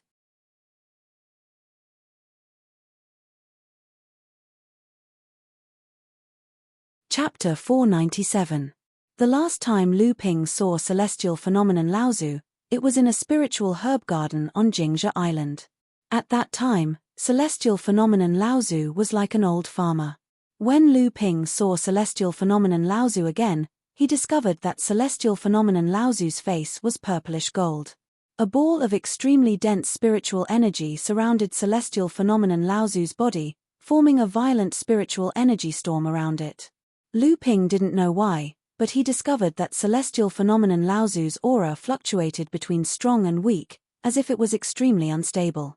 After greeting celestial phenomenon Laozu, Lu Ping sat on the last seat in the cultivation room under spiritual master Shen Tong's strange gaze. At this moment, celestial phenomenon Laozu waved his hand, and the violent spiritual energy in the entire cave weakened. The pressure from his bloodline was also swept away, and the pressure around Lu Ping's body instantly disappeared without a trace. But even so, Lu Ping still discovered that celestial phenomenon Laozu's aura was still fluctuating. Celestial phenomenon Laozu seemed to have noticed Lu Ping's gaze. He smiled at him, and a thoughtful light flashed in his eyes. After that, the sound of footsteps could be heard from outside the cultivation room. Without celestial phenomenon Laozu's bloodline pressure and spiritual energy impact, Shen Tian and the other 5 quickly entered the cultivation room. After greeting celestial phenomenon Laozu, everyone sat down. At this time, celestial phenomenon Laozu was discussing the changes in Zhenling with Daoist Shen Senator after hearing that Yuan Guang Laozu of the Crystal Palace had appeared in the Battle of Tianling Mountain. Even celestial phenomenon Laozu frowned. When they heard that Tian Kang Laozu had appeared and forced the people of Shenling sect and Yuan Guang Laozu to retreat, Sage Shen Shu and Sage Shen Tong were overjoyed. However, Tian Xiong Laozu sighed softly and said, "It's a pity for brother Tian Kang. Brother Tian Kang's potential might not be any lower than mine. In fact, he might even be slightly better than Tian Fan and Tian Shui. In the future, he might even be able to reach the late Dharma stage. However, the battle 60 years ago completely destroyed brother Tian Kang's hopes of reaching the late Dharma stage. Although this technique allowed him to reach the mid-Dharma stage by a hair's breadth, he only had 200 years left to live." Celestial phenomenon Laozu's words caused everyone to fall silent. Daoist Shen Sen didn't want everyone to be dispirited and said, "Right now, Uncle Master's aura is extremely strong. Is he about to advance to the late Dharma stage? If Uncle Master becomes a grand cultivator, our sect will definitely have a new look. Brother Tian Kang's sacrifice for the sect is worth it." When everyone heard Daoist Shen Sen's words, their faces lit up with joy. Their eyes shone brightly as they looked at Celestial Phenomenon Laozu, who was in the center. However, Celestial Phenomenon Laozu laughed and said, "The old man started cultivation 100 years earlier than Dao Sheng, but he became a grand cultivator 100 years earlier than me. This time, even if the old man becomes a grand cultivator, he would still be slower than Dao Sheng by 200 years. What's there to be happy about? Furthermore, my lifespan is close to 1,000 years, while Dao Sheng's lifespan is less than 900 years. Even if the old man becomes a grand cultivator, he can only protect our sect for 500 years, while Dao Sheng hasn't even reached 600 years of lifespan. How can we compare?" However, Zhenling sect's victory over Xianling sect was not entirely due to our elder ancestor, but also due to the number of talented second and third generation disciples in our sect. Not to mention Tianlin and Tianling, before we came to Jingzhe Island, Senior Guo Xianshan seemed to have already taken the last step. Senior Liang Shenfeng and Senior Chu have also condensed high-level golden essences, and it is only a matter of time before they become Dharma adepts. On the other hand, other than Feng Shutao, Xianling sect only has Lin Shuqing, who has condensed a 7th grade golden essence. The rest of the disciples are all a level lower. If we can get elder ancestors' protection for 500 years, our second-generation disciples will definitely surpass Xianling sect in all aspects. At that time, even elder ancestor Dao Sheng will not be able to hold the fort alone. Both perfected Xian Shu and perfected Xian Tong were on good terms. Xian Tian and the rest were also excited. Celestial Phenomenon Laozu laughed and said, "Disciple Xian Sen, you were the most shy and honest among the second-generation disciples. I didn't expect you to say something like this now. However, the tribulation of the mid-Dharma stage is not easy to overcome. Although I have suppressed my training for almost 100 years, I have no confidence that I will be able to overcome it. Now, I can no longer suppress my training. If I am not careful, the tribulation will come early. Fortunately, junior brother Tian Kang has advanced to the mid-Dharma stage. Even if the old man cannot overcome this tribulation and falls, our sect will not decline. Therefore, disciple Xian Sen, you are wrong when you say that our sect still has 500 years to grow. Once the old man falls, our sect can only grow as fast as possible in the remaining 200 years of junior brother Tian Kang's life. Otherwise, once junior brother Tian Kang's life runs out and he passes away, our sect will have no choice but to lie low and wait." Celestial Phenomenon Laozu's words made everyone in the training room feel a heavy sense of responsibility. Lu Ping thought about how Celestial Phenomenon Laozu's aura was unstable. The spiritual qi in the surroundings continued to surround Celestial Phenomenon Laozu.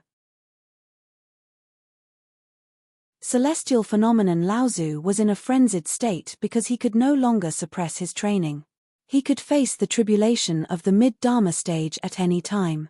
Celestial Phenomenon Laozu chuckled and said to Shentian Zhenren, who was seated below him, "This time, I called you all here because there is an opportunity that might help you break through to the late core forging stage." Everyone was shocked when they heard this. After receiving Celestial Phenomenon Laozu's signal, Shentian Zhenren continued, "The overseas training world holds a trade fair every 100 years. This time, the trade fair is held in the East Sea, and it is located in the Fallen Secret Area, Fantasy Spirit Mountain. Every time the trade fair is held, the overseas training world will gather all kinds of treasures that have been collected over the past 100 years to exchange for what they need. There are many kinds of treasures, and among them, the most important are the spirit items. Not to mention the profound level spirit items, earth-level spirit items will also appear frequently. Even the heaven-level spirit items will be used as the finale items at every trade fair." Shentian Zhenren was shocked when he heard the news of Shentian Zhenren's advancement. In the North Sea, these spirit items were kept secret by their respective sects, but here, they were openly used for trade. Shentian Zhenren couldn't help but ask, "Martial Uncle Shentian, how do we trade these spirit items? Barter with something else? If so, if we want to obtain a suitable spirit item, I'm afraid we will have to pay a high price." Shentian Zhenren was very satisfied with the shock his news brought to the juniors. He smiled and said, "Spirit items are very precious. Although they are not as important as the cultivators of the North Sea, as rich as the East Sea, They are not easily taken out to show to others. Xiantian Zhenren paused, then continued, there are two ways to obtain a spirit item at the trade fair. The first is to bid with high-grade spirit stones, and the highest bidder wins. Of course, mid-grade and low-grade spirit stones are not recognized at the auction. The second method is to barter. As long as you can take out an item that can interest the auctioneer, you will naturally have priority in the transaction. Everyone was silent, as if they were taking inventory of their wealth to see if they could exchange for the spirit item they needed. Even Lu Ping secretly touched the storage ring on his finger. Inside, there was a batch of high-grade spirit stones obtained from the overflowing Seas Gang's treasure vault. When Xiantian Zhenren saw that his disciples were somewhat dispirited, he knew that they would not be able to obtain anything from the auction. Thus, he smiled and said, all of you have been at the 6th layer of the core forging realm for more than 10 years. Among the 3rd-generation disciples, you are the ones with the highest hopes of advancing to the late core forging realm. Thus, this time, the sect has also brought a batch of treasures. I believe that it will be enough to exchange for 3 to 5 mid-grade earth-rank spirit items. When the time comes, it will depend on which of you is lucky enough to encounter the right spirit item. Hearing this, everyone's expressions became better. After all, it was extremely difficult for them to take out a treasure that was equivalent to a mid-grade earth-rank spirit item. At this time, Xiantian Zhenren blinked his eyes and suddenly asked, Martial Uncle, other than the North Sea and the East Sea, there will be cultivators from other places participating in this auction. Xiantian Zhenren nodded and said, although this is only a grand meeting of the overseas cultivators, there will be cultivators from other places participating. When the time comes, not only will there be cultivators from the Middle Earth, but also cultivators from the southern desolate, western regions, and northern ice plains will be able to see it. The Middle Earth's cultivation world. The demon race can also participate. Even Lu Ping was shocked when he heard these two pieces of news. But Xiantian Zhenren nodded and said, the overseas cultivators are naturally not the only cultivators from the human race. This grand meeting was originally jointly organized by the major sects and powers of the human and demon races. Otherwise, how could it have been recognized by the human and demon races? Xiantian Zhenren could not help but ask, isn't the demon race fighting with the human race cultivators? Since ancient times, demons and humans have never coexisted, how could they? At this time, Xiantian Zhenren laughed and said, the war between the human and demon races has been going on for decades. How many times have you seen Dharma adepts participate? Even the battles between late core forging adepts are rare. As far as I know, in these past decades, there was only a few decades ago when a late Dharma adept from the Kuan clan of the East Sea attacked Skyrend's Silver Sword Island out of anger because of the death of his grandson. However, after Skyrend and the Northern Alliance joined forces to counterattack, the Kuan clan adept automatically withdrew from the Silver Sword Island. This is the only case of a conflict between the Dharma adepts of the human and demon races. The fall of the Silver Sword Island all those years ago had a lot to do with Lu Ping. Lu Ping had also benefited greatly from the Kuan that had died at his hands. Just the low-grade earth-level Kanglan water alone had 3 portions. All these years, Lu Ping had been using the spirit water alchemy technique to refine spirit pills. There was also the 7 treasures Thunder Gourd, which had been repeatedly used by Lu Ping to make pills.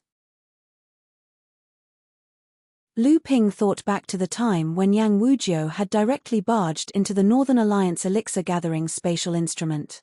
At that time, the alchemy grandmaster of the Northern Alliance, Hongye Laozu, had also treated him with respect.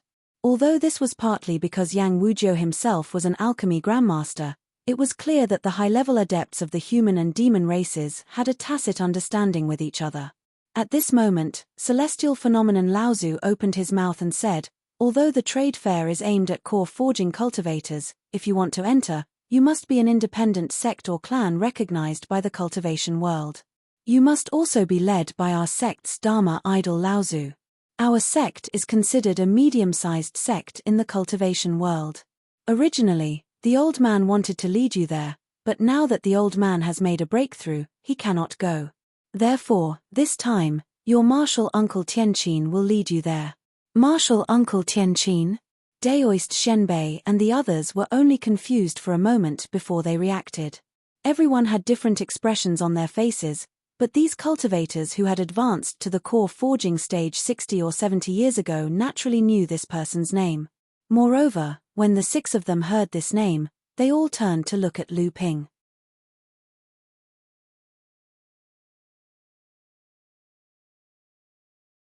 Chapter 498. At this moment, celestial phenomenon Laozu suddenly smiled and said, "They are here.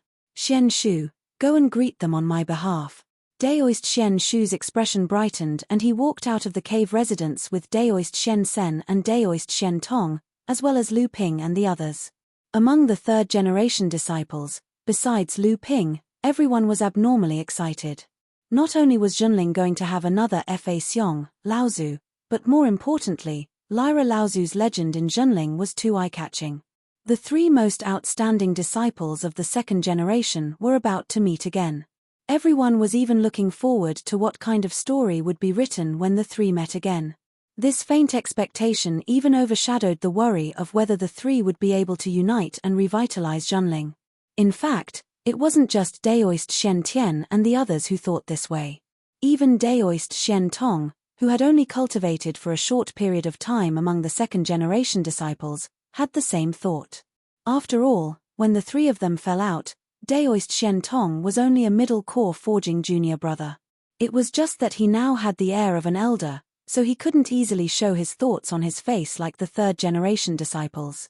Only Daoist Shen Shu and Daoist Shen Sen, who had cultivated for a similar period of time as the 3 of them, would have a more rational view of Lyra Laozu's return. Therefore, from the beginning, the 2 of them had a somewhat solemn expression. Besides Lu Ping, Daoist Shen Tian and Daoist Shen Hui were also somewhat nervous. At this time, Lu Ping already knew that Daoist Shen Hui was actually Lyra Laozu's eldest disciple. When Daoist Shen Qin broke out of the sect, Daoist Shen Hui and Daoist Shen Tian became Dao companions. At that time, Daoist Shen Qin had 4 disciples, Shen Hui, Shen Meng, Shen Yang, and Shen Shu. Only Daoist Shen Hui stayed behind. The other 3 went to the East Sea. Daoist Shen Hui had always felt guilty about this. Fortunately, Daoist Shen Tian and Daoist Shen Hui's relationship wasn't affected by their masters falling out. Tianlin Laozu also treated Daoist Shen Hui and his disciples equally. It was just that Daoist Shen Hui was a bit afraid of Daoist Shen Ling's strict personality. Daoist Shen Tian Ling rarely followed Daoist Shen Tian to pay his respects. Just as everyone left the cave residence, Daoist Shen Shu and Daoist Shen Sen simultaneously looked towards the south. At this time, Lu Ping's originally calm expression suddenly became serious, even faintly revealing a trace of anger. At this time, Daoist Shen Tong's face lit up with joy and said, "Ah, senior sister Tianqin is coming." Lu Ping looked up and his eyes shone with azure light. Several rays of light streaked across the southern sky. At this time, the island's protective formation suddenly changed and a passage slowly opened. At this time, the void in front of Lu Ping and the others fluctuated and a green portal suddenly appeared. Daoist Mai, who Lu Ping had seen at Li Xiuju's apprenticeship ceremony, now Junling Mai Tianqin Laozu, appeared in front of everyone. Daoist Shen Shu let out a long laugh and said, "Junior sister Tianqin, we haven't seen each other for dozens of years. In the end, you are still ahead of us. Now, even I, as your senior brother, will have to call you Laozu." Tianqin Laozu's grave and stern face showed a slight smile and said, "Senior brother Shen Shu, we haven't seen each other for many years, but you are still as elegant as before." Daoist Shen Shu repeatedly waved his hand and said, "I can't compare to you guys, I can't compare to you guys." At this time, Daoist Shen Sen and Daoist Shen Tong also came forward to greet Tianqin Laozu and called her senior sister.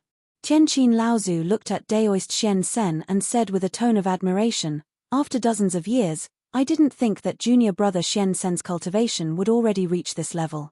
After saying that, he seemed to have thought of something and said with a mocking tone, "I wonder how many of those senior and junior brothers who ridiculed junior brother Shen Sen can advance to the late stage of core forging, and how many of them can reach junior brother Shen Sen's height." Daoist Shen Sen's expression didn't change and said, "This little brother was just lucky. It can also be considered a blessing in disguise." "Lucky?"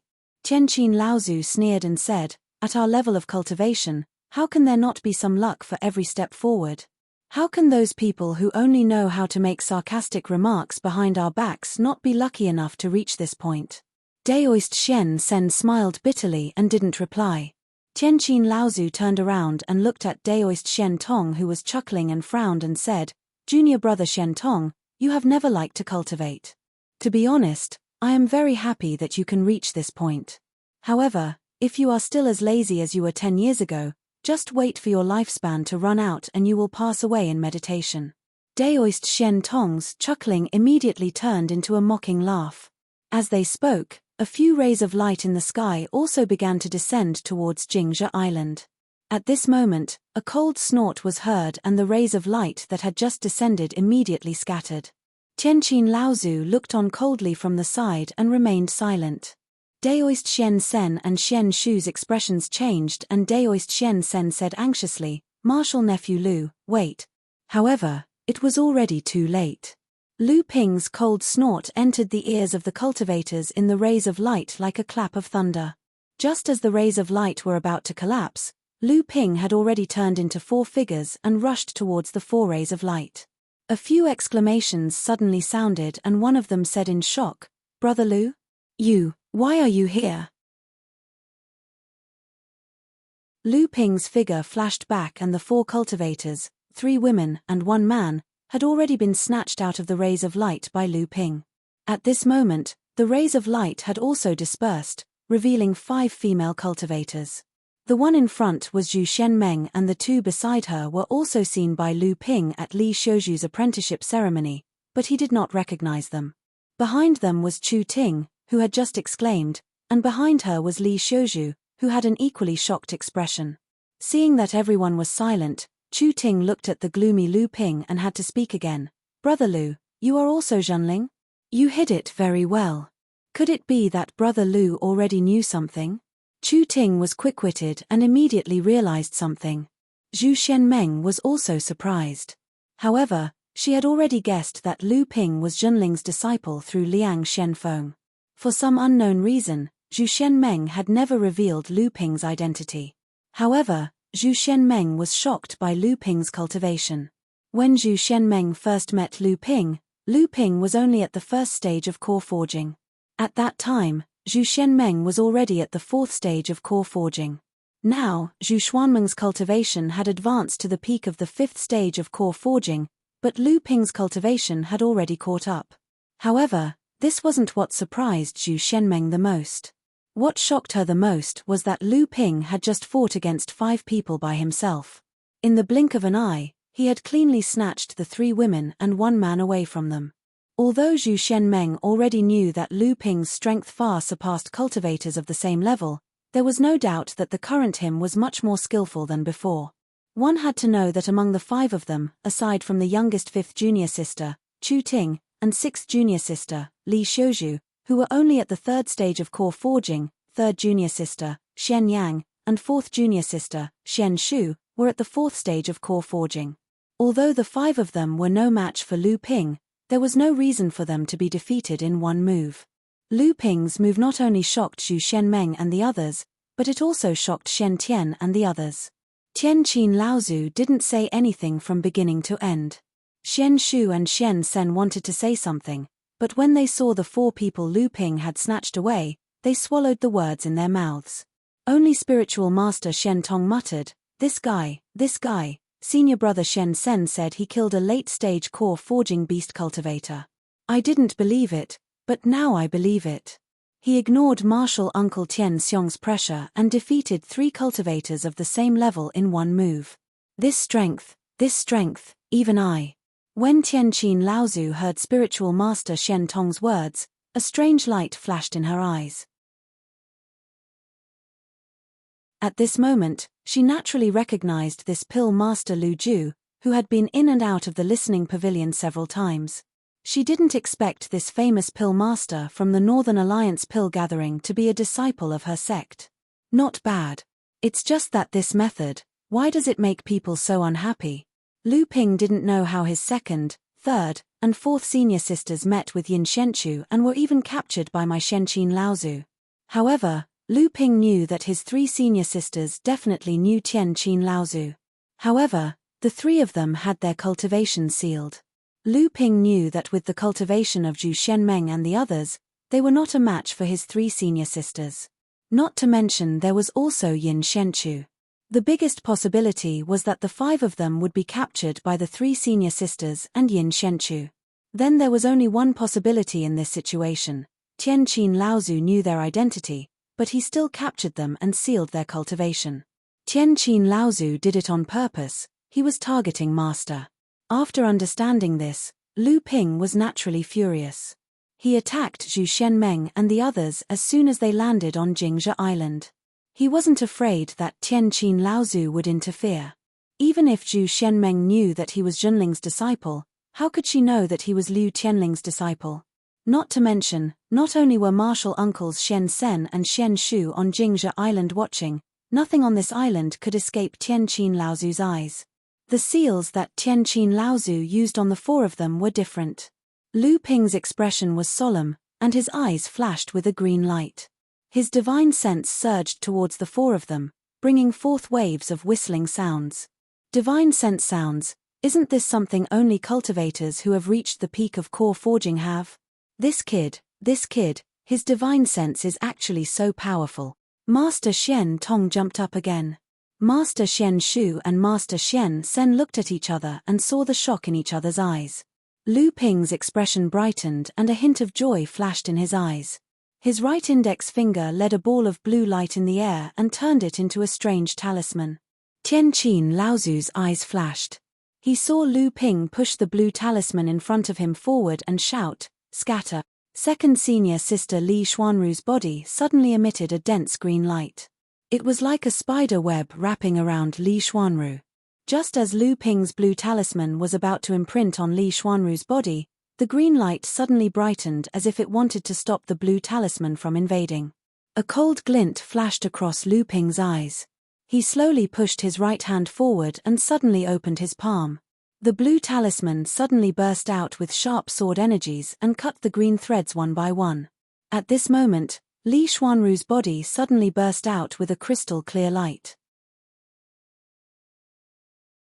The protective aura around her body broke the green light in one fell swoop. "Ninth junior brother, you're here." Li Xuanru's words caused Master Shen Shu and Master Shen Sen's hearts to jump. Tian Qin Laozu's eyes shined with a cold light.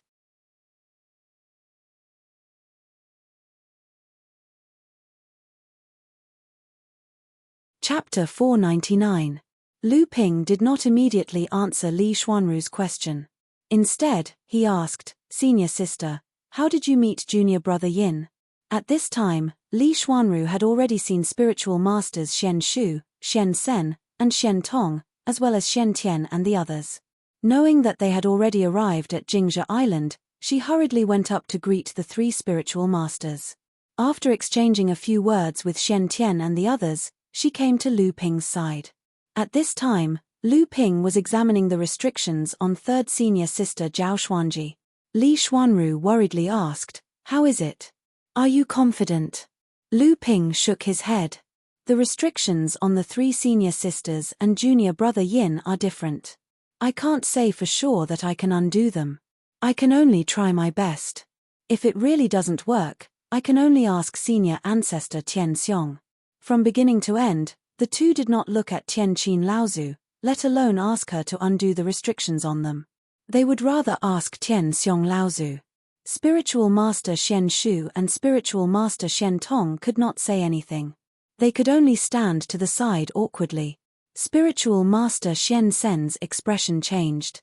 He sighed and cupped his hands towards Tian Qin Laozu. "Senior sister, it's enough to teach these juniors a lesson. There's no need to restrain them anymore."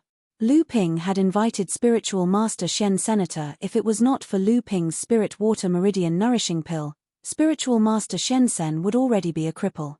Tian Qin Laozu also seemed to think highly of Spiritual Master Shen Senator. She sneered in the direction of Lu Ping and the others. "Pill Master Lu Ju, Pill Master Lu Ju." To think that I thought highly of him back then. So he is her disciple. Good, very good. Seeing that Tianqin Laozu did not answer, Daoist Master Shen Sen could only helplessly watch as Lu Ping and Li Xuanru examined the restriction on Zhao Xuanji's body. However, he also looked at Yin Shenchu. In order to cover Yin Xuanchu's escape, Lu Ping did not hesitate to fight with Daoist Master Shen Shu. However, he did not know why Yin Shenchu was together with Li Xuanru and the others. Could it be that Tianqin Laozu had already arranged this matter? While Daoist Master Shen Sen was letting his imagination run wild, Lu Ping's expression was grave as he formed 6 seals in a row. 6 blue light tendrils extended around Lu Ping's palm. Lu Ping's divine sense seemed to be trying to capture something. Suddenly, a green light shone from Lu Ping's eyes. The 6 light tendrils suddenly touched 6 different parts of Zhao Xuanji's body at the same time. Then, they quickly retracted. 6 green light needles were pulled out from Zhao Xuanji's body by the 6 blue light tendrils. Zhao Xuanji suddenly let out a breath. When she opened her eyes, she saw Li Xuanru and Lu Ping standing in front of her. Like Daoist Master Li Xuanru, she asked in surprise, "Ninth junior brother, why are you here?" Daoist Master Shen Tong saw that Lu Ping had consecutively removed the restriction on the 2 people's bodies. It must be known that this was a seal personally placed by Tianqin Laozu. Although Tianqin Laozu would not be too heavy-handed, this was still a restriction placed by Dharma Laozu. How could it be removed so easily? However, it just so happened that Lu Ping was able to remove it. Daoist Master Shen Tong could not help but murmur, "Amazing, amazing." However, he immediately felt a cold gaze piercing his body. Daoist Master Shen Tong involuntarily shrunk his body and flatteringly looked at Tianqin Laozu with a mischievous chuckle. He then stopped speaking. At this time, Li Xuanru and Zhao Xuanji were both with Lu Ping examining the restriction on Wang Xuanjing's body. After a moment, Li Xuanru saw Lu Ping frown and couldn't help but ask, "Ninth junior brother, are you confident?" Lu Ping hesitated for a moment before nodding his head, "I do have a method, but it is quite difficult. This time, I will need the 2 senior sisters' help." When Daoist Master Shen Tian saw that Lu Ping had taken away his 3 senior sisters, he wanted to step forward to help. However, Daoist Master Shen Hui held his hand tightly as he looked at Tianqin Laozu. Daoist Master Shen Tian knew that Daoist Master Shen Hui was nervous and sighed in his heart. He didn't step forward to help and instead stayed by Daoist Master Shen Hui's side. At this moment, Tianqin Laozu's gaze turned to the side and saw Daoist Master Shen Hui, who was on the verge of tears. For no reason, he felt anger in his heart and then softened. He sneered, "Shen Hui, Shen Tian, do you want me, your teacher, to recognize you again?" Daoist Master Shen Hui was overjoyed and the boulder in Daoist Master Shen Tian's heart also fell. The 2 hurriedly bowed to Daoist Master Shen Hui. Daoist Master Shen Hui could no longer hold back his tears. Tianqin Laozu could tell that Daoist Master Shen Hui had not given birth. He glanced at Daoist Master Shen Tian and coldly said, "It's been 60 years and you still haven't given birth to a child. You really are useless." Daoist Master Shen Tian's face darkened and then he smiled bitterly.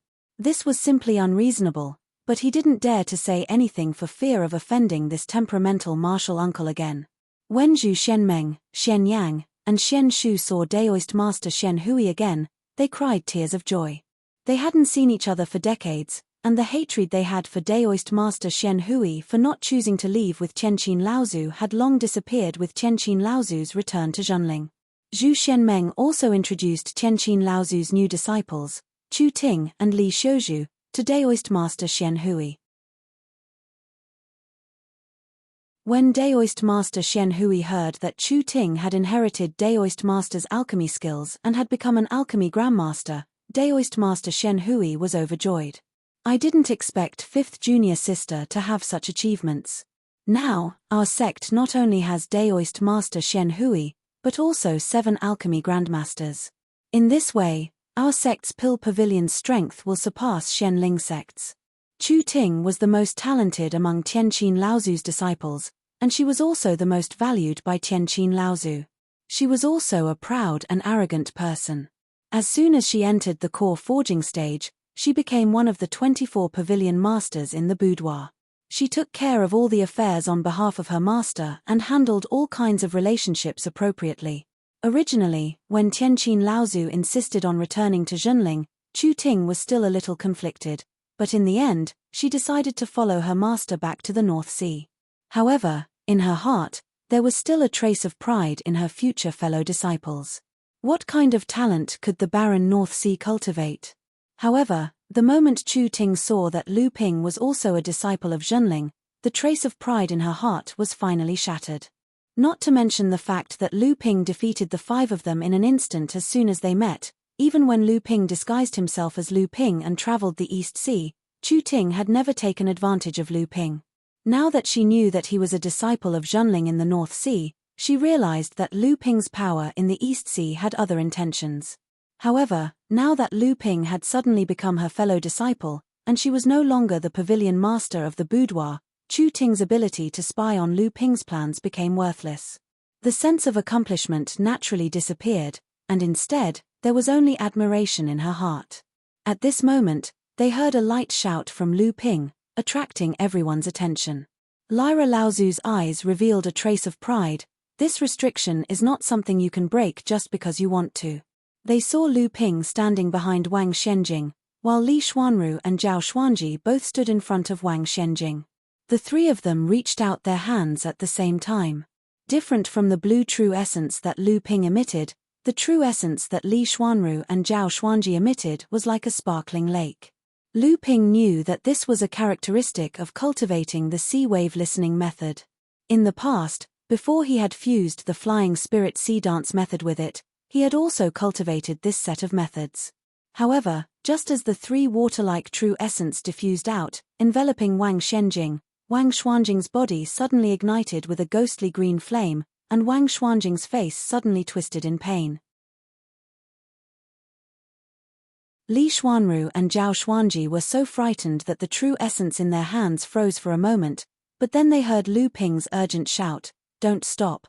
Li Xuanru and Zhao Xuanji's expressions turned cold, and they clenched their teeth. The true essence in their hands became even thicker, and although it was still no match for the green flames emitting from Wang Xuanjing's body, it was still able to slightly suppress the flames. Right at this moment, a dark blue true essence suddenly spread out from Wang Xuanjing's back. The green flame and the dark blue true essence collided and immediately issued a kai-kai sound. The dark blue true essence and the green flame cancelled each other out, returning to a dense cloud of spirit qi and spreading out. Wang Xuanjing's expression became more and more painful, and Tianqin Laozu sneered, "Idiot, it is possible to use water to defeat fire, but it also depends on what kind of water is water, and what kind of fire is fire." This green flame was obtained by Tianqin Laozu in the East Sea, and it was usually used for alchemy. The green flame contained a trace of Tianqin Laozu's Dharma manifestation stage true essence, and was not something that a core forging stage cultivator could easily resolve. When Tianqin Laozu captured the 4 of them, Wang Xianjing was the one who was the most talkative. Tianqin Laozu wanted her to suffer a great loss, so he used the green flame to seal her cultivation. Tianqin Laozu knew that the Zhonghua branch mostly cultivated water or ice attribute spells, so after being sealed by the green flame, she would inevitably suffer a lot. Of course, the green flame that sealed Wang Xianjing was only a remnant of this kind of heaven and earth spirit fire. If Lu Ping and the other 2 had enough true essence to support it, they could also break the green flame seal, but it would take more time, and Wang Xianjing would suffer more. This time, not only Daoist Shen Sen, but even Daoist Shen Shu couldn't stand it anymore.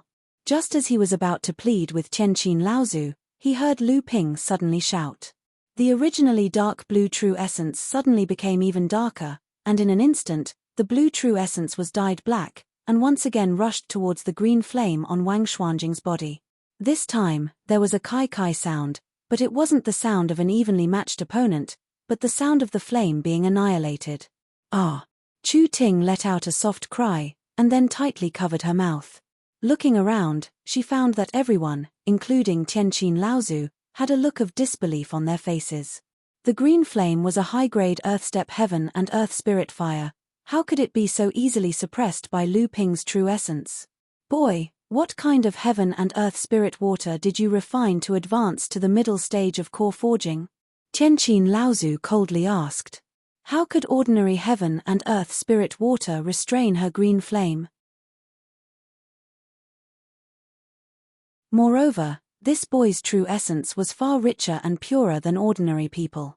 She didn't think that after not seeing him for several decades, Liu Qianling's disciple would actually produce such a talent.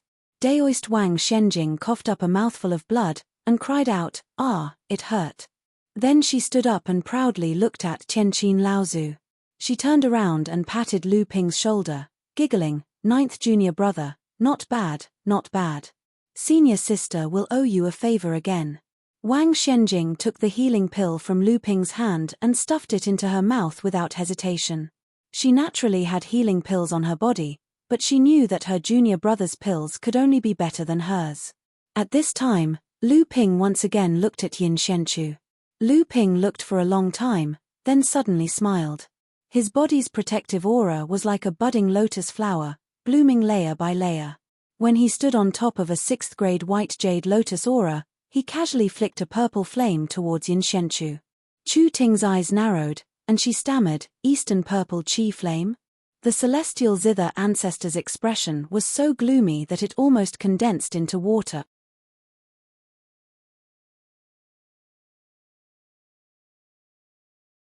Chapter 500. Rumble. It was as if the entire jolting hibernation island was about to tremble. Just as Lu Ping's east-rising purple chi flame came into contact with Yin Xuanchu's imprisoned body, something seemed to explode in an instant. An enormous force surged over, and the whistling spiritual chi vortex spread out in all directions. Aside from Tianqin Laozu, the other cultivators subconsciously opened up their protective chi. They saw that the place where Lu Ping and Yin Shenchu had just stood had turned into a huge ball of mist and dust. Half of this ball of mist looked eerily white, while the other half was dark purple. Spiritual Master Shen Sen waved his hand to disperse the dust that filled the air. He saw that the place where Lu Ping and Yin Shenchu had stood had become two distinct regions. Behind Yin Shenchu was a layer of ice and snow, while behind Lu Ping was a heat wave formed from purple chi. The two clashed, and white mist slowly rose, enveloping the two of them like a mirage. When Yin Shenchu regained his senses, he thrust his pitch-black short swords forward. However, he suddenly discovered that the two swords were abruptly sluggish, unable to stab any further. Only then did Yin Shenchu raise his head, only to see Lu Ping looking at him with a smile. "Senior brother Lu?" Yin Shenchu put away his short swords in shock and looked around. Only then did he realize that other than Fa Xiong Laozu and her disciple, there were also several Zhenling core forging cultivators. Yin Shenchu subconsciously tightened his grip on the two swords in his hands, but he heard Lu Ping say with a smile, "Junior brother Yin, why aren't you on Soundwave Island? Why did you run into second senior sister and the others?" Before Yin Shenchu could say anything, Wang Shenjing, who had already suppressed her injuries, began to talk non-stop. It turned out that ever since Li Xuanru and the other two arrived in the East Sea, they had been secretly investigating the overturned Seas Gang and the Crystal Palace on their master's orders. This time, the three of them followed a clue and found a secret camp that the overturned Seas Gang had built in the perished Mystery Land. They were about to charge in when they saw Yin Shenchu charging out of the secret camp, drenched in blood. Li Xuanru and the other two naturally went up to meet them. Together with Yin Shenchu, they forced the pursuing overturned Seas sect cultivators to retreat. However, just as the four of them had killed off the overturned Seas sect cultivators, Tianqin Laozu and her disciple coincidentally passed by and happened to bump into them. The grudges of the previous generation had been passed down, so naturally, there wasn't much to be said between them. Thus, a conflict broke out after a few words. Tianqin Laozu's 5 female disciples all charged into battle. However, although Zhu Shenmeng and Shen Yang were 5th-layer core forging cultivators, and Shen Shu was 4th-layer core forging cultivators, Chu Ting and Li Xiuzhu were 3rd-layer core forging cultivators. On the other hand, although Wang Shenjing and Zhao Xuanji had just advanced to mid-core forging cultivators, Li Xuanru was a sixth-layer core forging expert. Together with the fierce Yin Shenchu, the four of them actually managed to beat Tianqin Laozu's 5 disciples into retreat. Fortunately, Li Xuanru didn't lose her rationality. She repeatedly restrained her junior sisters and brothers from being ruthless. However, ever since Yin Shenchu experienced spiritual master Li Xuanin's death, every move he made was aimed at his opponent's vitals. This angered Tianqin Laozu, and coupled with the fact that her disciple was no match for Tianling Laozu's disciple, she flew into a rage out of humiliation and wanted to deal with Yin Shenchu. Fortunately, Li Xuanru's thoughts were meticulous. At the last moment, she called out that Yin Shenchu was spiritual master Li Xuanin's disciple. Thus, Tianqin Laozu simply restrained the four of them one by one and handed them over to his disciples to bring them to Jingzhe Island. Although Lu Ping had countless questions in his heart, now wasn't the time. Thus, he said, "Senior sister, I'll send junior brother Yin off first. Senior sisters, please go and pay your respects to martial uncle Tian Xiong. I'll be there shortly." Wang Xianjing asked in confusion, why send junior brother Yin off? Could it be that junior brother Yin has some secret mission of our sect on this trip to the Eastern Sea? Only then did Lu Ping realize that the 3 senior sisters didn't know that Yin Shenchu had been expelled. Thus, he said, "I'll explain the details to the 3 senior sisters in a moment. For now, you should go and pay your respects to martial uncle Tian Xiong." Lu Ping had already noticed that Yin Shenchu didn't want to stay here any longer. Spiritual master Shen Sen and the others also understood and called out, "Senior sister Tianqin, martial niece Xuanru, please go to the cave dwelling to chat. Martial uncle Tian Xiong has been waiting for a long time." Lu Ping escorted Yin Shenchu out of Jingzhe Island. Then, he frowned and asked, "Didn't we agree to lay low on Hearing Waves Island for a few years? Why are we fighting the overflowing ocean sect now? Could it be that you haven't been to Soundwave Island all these years?" Yin Shenchu revealed a trace of surprise and said, "I've been in seclusion on Soundwave Island for 3 years. I've only traveled in the perished mystery realm for a year." Lu Ping laughed involuntarily and said, "I didn't think of that. But why did you go against the Overflowing Seas gang again? You should know that the Overflowing Seas gang is just a facade for the Crystal Palace. If you provoke the Crystal Palace, it'll be troublesome." Yin Shenchu asked, "Did the leader you left on Soundwave Island lose her memory before?" Lu Ping was shocked and asked without hesitation, "How did you know?" Yin Shenchu said, "She seems to be able to think of something at every moment these past few years. She's already secretly killed quite a few cultivators from the Overflowing Seas gang. She's even killed a few cultivators from Water Crystal Palace, including 2 early-stage core forging Water Crystal Palace disciples. She's caused the subordinates you left on Soundwave Island to tremble in fear." Lu Ping was shocked and said, "Nothing happened on Soundwave Island, right?" Yin Shenchu said, "Not really. That Kai Lianying is very meticulous. Although she has been secretly assassinating the Overflowing Seas gang's cultivators, she did not reveal her whereabouts. But this time, she was a little careless. The Overflowing Seas gang clearly sensed that someone was secretly targeting them, so they set up such a trap. Fortunately, after I came out of seclusion this time, I had a sudden impulse to kill a few of the Overflowing Seas gang's cultivators to avenge them when they teamed up with Ouyang Weijian to trap me. That Kai Lianying also knew that my strength was not below hers, so she agreed. But she did not want to be ambushed. If it weren't for the 3 senior sisters, I'm afraid that even if I don't die, I would have been seriously injured for years." Lu Ping said, "Let's stop for now. Go back and tell Kai Lianying what I said. I still have some matters to attend to. After I'm done, I will return to Soundwave Island and talk to her in detail." Yin Shenchu thought for a while and said, "Do you know something about Kai Lianying? She said that you once said that she might be from the North Sea." Lu Ping was startled and said, "It's just a guess. I can't be sure. These things seem to be old scores from decades ago. Maybe before we can figure it out ourselves, someone will be eager to tell us." Yin Shenchu did not know what Lu Ping meant, but he could tell that Lu Ping seemed to be a little reluctant to talk about these things, so he did not probe further. Instead, he said, "I will bring your words back. It's just that you've been a hands-off shopkeeper all these years, and there seems to be some unresolved matters on the island. That Kai Liaoning also did not make any decisions for you. It's good that you go back as soon as possible.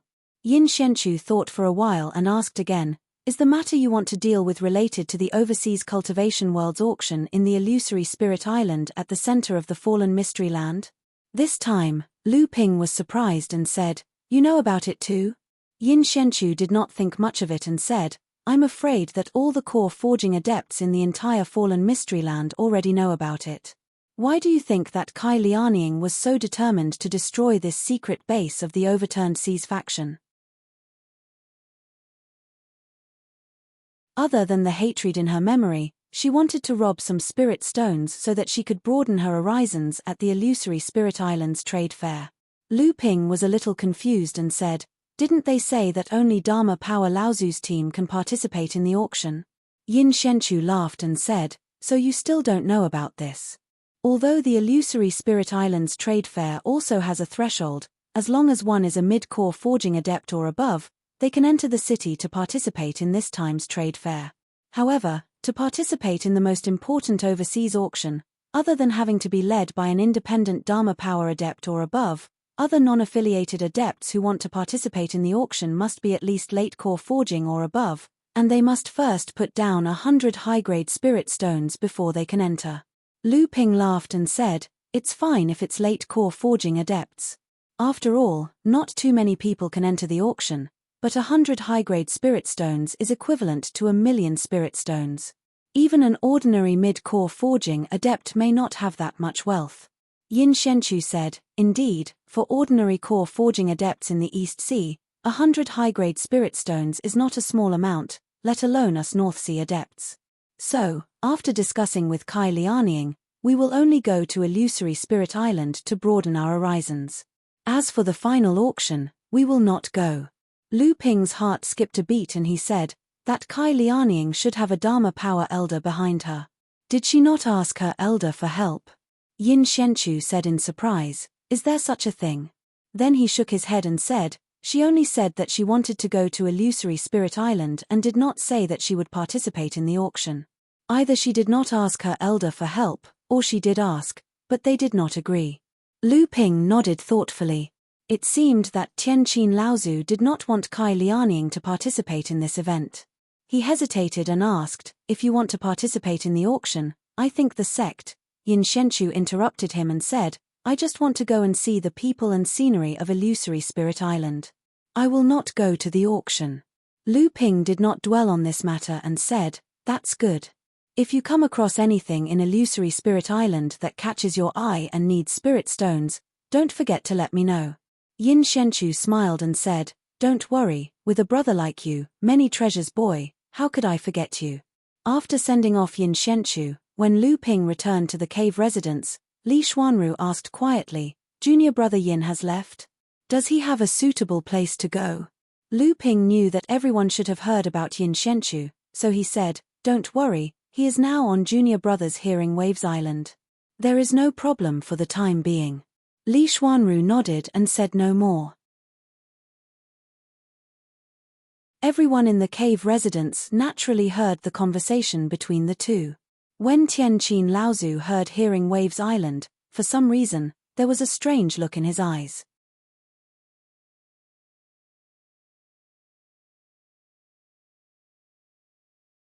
Chapter 501. At this moment, celestial phenomenon Laozu, who was sitting at the head of the table, suddenly stretched out his hand towards Li Xuanru and the others.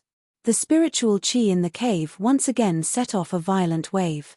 Li Xuanru, Zhao Xuanji, and Wang Xuanjing's bodies suddenly trembled.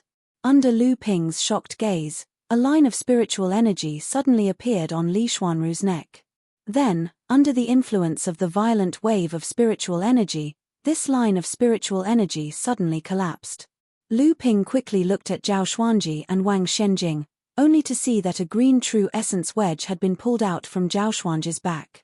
When he looked at Wang Xuanjing, there was no abnormality. The green flames on Wang Xuanjing's body also didn't appear again. Lu Ping's heart trembled violently. Originally, despite Lu Ping's efforts, he had more or less broken Fa Xiong Laozu's restriction. It was impossible for him not to feel the slightest bit complacent. But now, Lu Ping realized how shallow he was.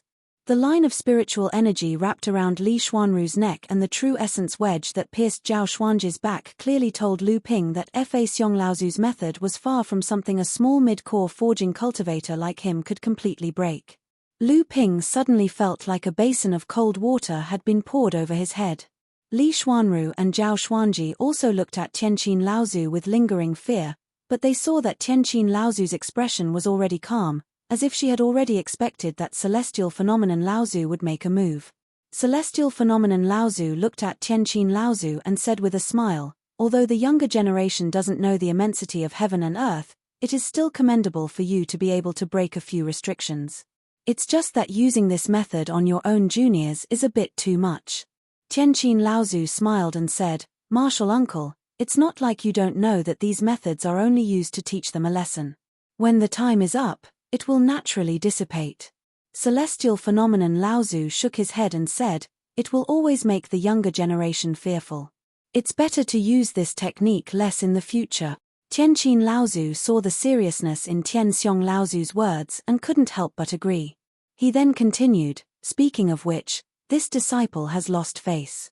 Of the 4 of them, 2 of them were completely unsealed by him. For senior sister Liu to have such a disciple under her tutelage, she has truly surpassed the other disciples under me." Zhu Shenmeng and the others who were standing behind the celestial zither ancestor all lowered their heads. The celestial phenomenon ancestor glanced at the disciples behind the celestial zither ancestor and said in a displeased tone, "Martial uncle, are you trying to get some face from martial nephew?" Lyra Laozu didn't say anything. Celestial Phenomenon Laozu didn't linger on this matter. In the entire Zhanling, there was no one else other than Celestial Phenomenon Laozu who understood the thoughts of this disciple in front of him. Celestial Phenomenon Laozu nodded at Daoist Master Shen Sen and said, "Give the things to her." Daoist Master Shen Sen passed a storage artifact to Tianqin Laozu and said, "Senior sister, this is a batch of treasures that our sect has prepared for these disciples. We will have to trouble senior sister for this trade fair." Tianqin Laozu's divine sense swept through the storage artifact and inadvertently glanced in the direction of Lu Ping and Lu Ping. She was a little surprised and said, "This time, our sect can be considered to have spent a lot of money to actually prepare so many treasures for them. This isn't the style of our sect. If the treasures are obtained too easily, it will inevitably cause them to feel anxious." When Lu Ping saw Tianqin Laozu glance at them, he suddenly had a thought. His intuition told him that Tianqin Laozu wanted to use the items in the storage artifact to do something. However, Lu Ping was also helpless. Since Tianqin Laozu was leading them to participate in the Fantasy Spirit City's trade fair, the treasures supported by the sect would naturally be carried by her. Daoist Master Shen Sen smiled and said, "Originally, there were still 3 to 5 third-generation disciples who had reached the 6th layer of core forging. However, this time, the sect not only valued their own accumulation, but also their contributions to the sect over the years. Therefore, it can't be considered as them reaping without sowing. Moreover, if they are lucky enough to obtain the treasures and advance to the late stage of core forging, I'm afraid that the responsibility they have to bear will be even greater." Tianqin Laozu nodded and said, "I have some understanding of the situation in the North Sea. However, if we take out so many things at once, will it have any effect on our sect?" Tianqin Laozu actually said these words to Tian Xiong Laozu. However, Daoist Master Shen Sen looked at Tian Xiong Laozu and still continued, "Senior sister, you may not know this, but a few years ago, the North Sea Cultivation World discovered a large spirit stone mine on Frost Island. This greatly alleviated the predicament of the North Sea Cultivation World's barren cultivation world." Tianqin Laozu made an O sound and said, "I have also heard of this in the East Sea." Daoist Master Shen Sen chuckled and said, "However, senior sister may not know that not far from this large spirit stone mine, our sect has also secretly discovered a medium spirit stone mine." This time, Tianqin Laozu's eyes lit up. She said, "There's such a thing?" Daoist Master Shen Sen smiled and nodded. However, Daoist Master Shen Tong hurriedly added, "In the North Sea, Xianling sect is the only sect that can monopolize a medium spirit stone mine. Furthermore, Xianling sect has occupied a spirit stone mine that had once been destroyed by the demon race. This time, our sect has secretly occupied an intact spirit stone mine. Right now, senior sister Tianling has built an ice palace there and is personally standing guard there. It is absolutely safe. Daoist Master Shen Tong was about to continue when he heard Daoist Master Shen Shu suddenly cough. Daoist Master Shen Tong finally realized something and embarrassedly looked at Tian Qin Laozu. He saw that Tian Qin Laozu was looking at Daoist Master Shen Tong with a faint smile. Daoist Master Shen Tong shuddered for no reason and subconsciously said, "Actually, other than Frost Island, our sect has also developed a lot in recent years. For example, Senior Uncle Tian Xiong has managed Jingzhe Island in the perished secret realm and has accumulated a lot of wealth for our sect in the East Sea. Another example is the third-generation disciple Lu Shenping has opened up Huangli Island in the sea region where the demon race is rampaging. Now that senior brother Jiang is standing guard over it, it is also a place where treasures are gathered." Daoist Master Shen Tong's voice grew softer and softer. In the end, he couldn't even see Tian Xiong Laozu. He said directly, "Everyone, please leave and make your own preparations. This Phantom City Festival is all-inclusive, and the things the sect has prepared for you will only be used to exchange for spirit items that are suitable for you. If you want to obtain anything else, it will depend on your own abilities." After everyone left, Tian Xiong Laozu looked at Tian Qin Laozu and smiled. "Are you still going to fight Tianling this time?" Tian Qin Laozu smiled and said, "It's better for me to fight her than for others to fight her. How can others be a match for her? At least with me around, the others in our sect will be much more at ease. The other sects will also be less worried because I am fighting her." Tian Xiong Laozu nodded in satisfaction and said, "Not bad, you are much more mature than that willful Shen Qin from 60 years ago." Tian Qin Laozu giggled and said, "But Marshal Nephew is really going to fight Liu Tianling." Lu Ping walked out of the cave dwelling. His interest in the Mystic Spirit City's trade fair was piqued. Since the trade fair wasn't only about spirit items, Lu Ping wanted to get a share of the spoils. However, Lu Ping also knew that the requirements to enter Mystic Spirit City weren't low. Not only was there a mid-core forging realm cultivation base, but even high-grade spirit stones had to be used. If Lu Ping wanted to get a share of the spoils, he would first have to be rich enough. Lu Ping looked through the storage ring and the golden house. After thinking for a long time, he was afraid that he would have to start with pills. Lu Ping now had a few precious pills in his hands, and they would definitely become popular items at the festival. Not to mention, the minor forging spirit pill was not any less valuable than ordinary spirit items, not to mention the heart forging pill and other heaven-defying pills. Unfortunately, although Lu Ping had a lot of rare spirit herbs on him, it was not enough to refine these rare pills.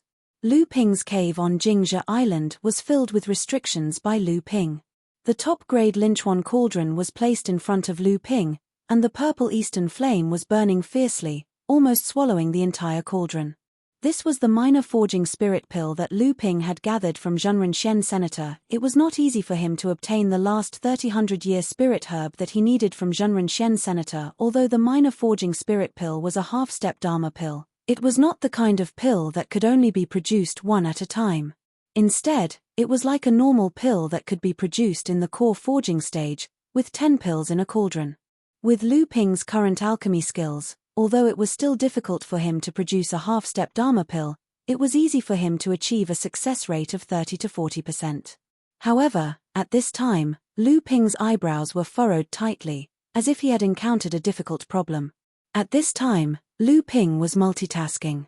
While he was taking care of the cauldron, he was also holding 2 jade scrolls in his hands. He was carefully examining something. One of the 2 jade scrolls contained the minor spirit forging pellets recipe that Lu Ping obtained from Clearstream Cavern Abode, and the other half of the spirit forging pellets recipe that Lu Ping obtained from Aou's Ice Dragon Cavern Abode. It recorded the method to concoct the spirit forging pellet before casting the purification technique. Qingjian Laozu had clearly stated in the minor forging spirit pill that the minor forging spirit pill was an imitation of the spirit forging pill. Even though Qingjian Laozu did not know the refining method of the spirit forging pill, he should have been very familiar with the refining process. When Lu Ping was refining the minor forging spirit pill, he suddenly thought of this.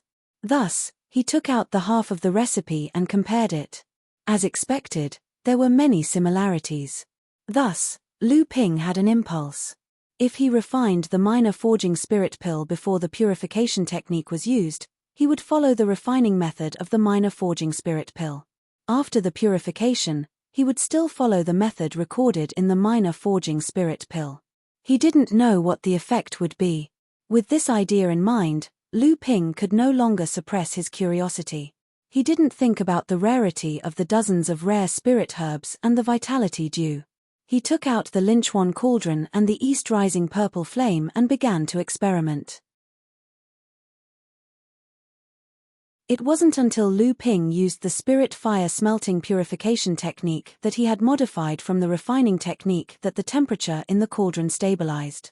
Only then did Lu Ping calm down a lot.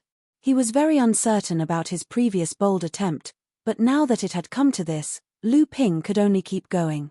What a brilliant pill! Very good alchemy technique. Outside Lu Ping's temporary cave, Tianqin Laozu and Daoist Shen Sen were standing together. They looked at the rising purple heat wave in the direction of Lu Ping's cave and suddenly spoke.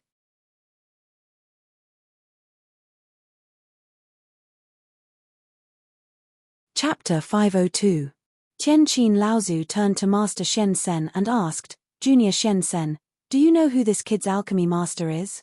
Even if that Liu Qianling is also a genius, he can't teach such a genius in alchemy. Master Shen Sen laughed bitterly and automatically filtered the second half of the sentence. He said, this kid's alchemy skills should be from another inheritance and not from the Elixir Pavilion. I heard that he had a fortuitous encounter and worked very hard, but he never entered the Elixir Pavilion until he became a master alchemist. Only then did he manage a high-grade cauldron in the Elixir Pavilion. However, he seems to have a better cauldron on him. This cauldron has always been in the Elixir Pavilion and is rarely used. Oh, Tianqin Laozu asked curiously, Master didn't intervene because of this?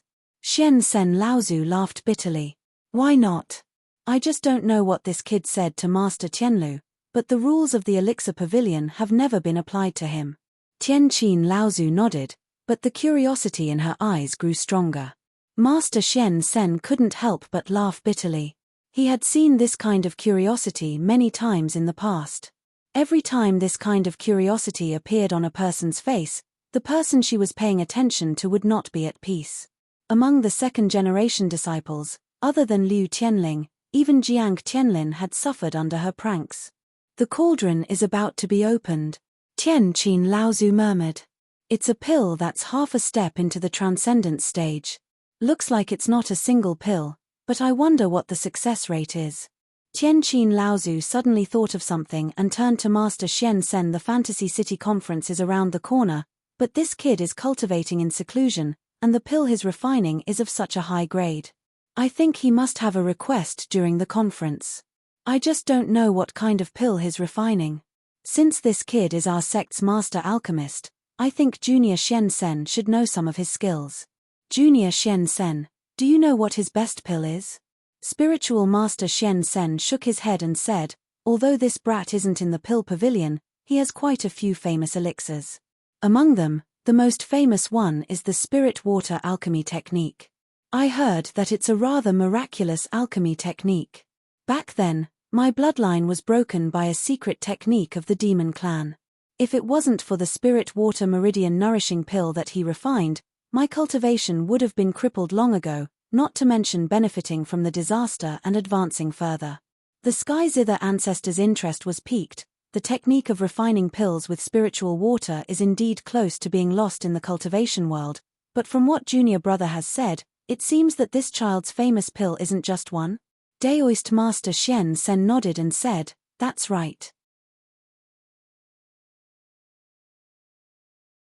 This kid also has the pill transformation technique, which happens to be superior to the blood condensing pill. Right now, almost all of our sect's blood condensing pills are in his hands. Not only that, He also seems to have a rather mysterious pill called the minor forging pill. That year, senior brother Liang Shenfeng was able to successfully refine the heavenly wind leaf with the help of this pill. After saying this, Daoist Master Shen Sen told Tianqin Laozu about how Daoist Master Shen Jing used the spirit stealing technique to steal the essence of the spirit forging pill. Tianqin Laozu snorted coldly and said, "Shen Jing is talented, but he always wants to take shortcuts. I think that even if he refines a mid-earth level heaven and earth spirit fire, he might not be able to condense a 6th grade golden pill. Even if he refines a 6th grade golden pill, he might not be able to withstand the backlash from the secret technique of advancing to the Dharma stage." Tianqin Laozu said a few words to Daoist Master Shen Jing, then said, "About the minor forging pill, how much do you know, junior brother?" Daoist Master Shen Sen shook his head and said, "I don't know much about this. Master Fornax seems to have given an order that other than the few Laozu of our sect, only the masters of the Pill Pavilion know a little about it. However, they are strictly forbidden from spreading it. If it weren't for the fact that my cultivation has improved greatly and my position in the sect has risen, I'm afraid that I wouldn't even have heard of the minor forging pill." "Minor forging pill," Tianqin Laozu muttered. He actually dares to call it the minor forging pill. It seems that this kid really has a lot of good stuff in his hands. It's just strange that Master didn't ask him for the pill formula. After all, since this kind of pill has been exposed, it shouldn't be something that a pill master should have. Daoist Master Shen Sen decisively shut his mouth. He definitely wouldn't participate in this kind of thing. Inside the cave, Lu Ping used the spirit fire smelting purification technique. After that, he refined the minor forging pill according to the pill formula. When it came to the pill condensing stage, Lu Ping used the spirit explosion technique to explode another 8 high-grade spirit stones. Then, he used the amethyst royal jelly to pour a large drop into the pill furnace. All of his divine sense was activated to maintain the 6 pills inside the pill furnace. Lu Ping suppressed the joy in his heart and opened the cauldron again. Immediately, 6 purple medicinal pellets flew out from the cauldron and flew in all directions. Lu Ping took out a jade crystal bottle, formed a few hand seals, and shouted, "Collect." The 6 pills that were blocked by the surrounding restrictions suddenly seemed to be attracted by something. One by one, they flew into the jade crystal bottle. Lu Ping let the eastern purple chi flame continue to roast the Linchuan cauldron. He impatiently put the jade crystal bottle under his nose and sniffed it. Then, he poured out a purple pill and carefully examined it with his divine sense. His eyes shone with a green light and he carefully examined it again. Then, he suddenly looked up to the sky and laughed loudly. His laughter passed through the simple restrictions that Lu Ping had placed in the cave. Within a radius of 1 to 2 miles, his laughter caused many of the Zhenling disciples on the island to be confused. Only Li Xuanru, Daoist Master Shen Tian, Su Shenpeng, and Wei Xuanhuan had excited expressions. Because other than their close relationship with Lu Ping, everyone could also tell that Lu Ping was definitely refining an extremely rare type of pill from how Lu Ping had borrowed spirit herbs from them. This unbridled laughter clearly showed that Lu Ping had successfully refined this type of pill. On the side, Tianqin Laozu saw a trace of joy on Daoist Master Shen Sen's face. She smiled and said, "Looks like junior brother has helped this kid a lot. This kid has to owe junior brother a favor for refining this type of pill. A favor from an alchemy master, or even an alchemy grandmaster in the future, is invaluable." Daoist Master Shen Sen was in a good mood and his words were not as cautious as before. He smiled and said, "Senior sister must be joking. Who in our sect doesn't know that you have surpassed your master? After advancing to the transcendent stage, I'm afraid your alchemy skills will surpass Master Tianlu. There is no need to lower yourself to this kid's level." Tianqin Laozu smiled and did not say anything. After a while, she said, "Guess what kind of pill he is refining?" In the cave, Lu Ping, who had just finished laughing, carefully looked at the 6 purple pills in the jade crystal bottle again. The reason why he was laughing so unbridled was not only because his success rate of refining half-step transcendence pills had increased, but also because there was an unwritten rule in the alchemy world.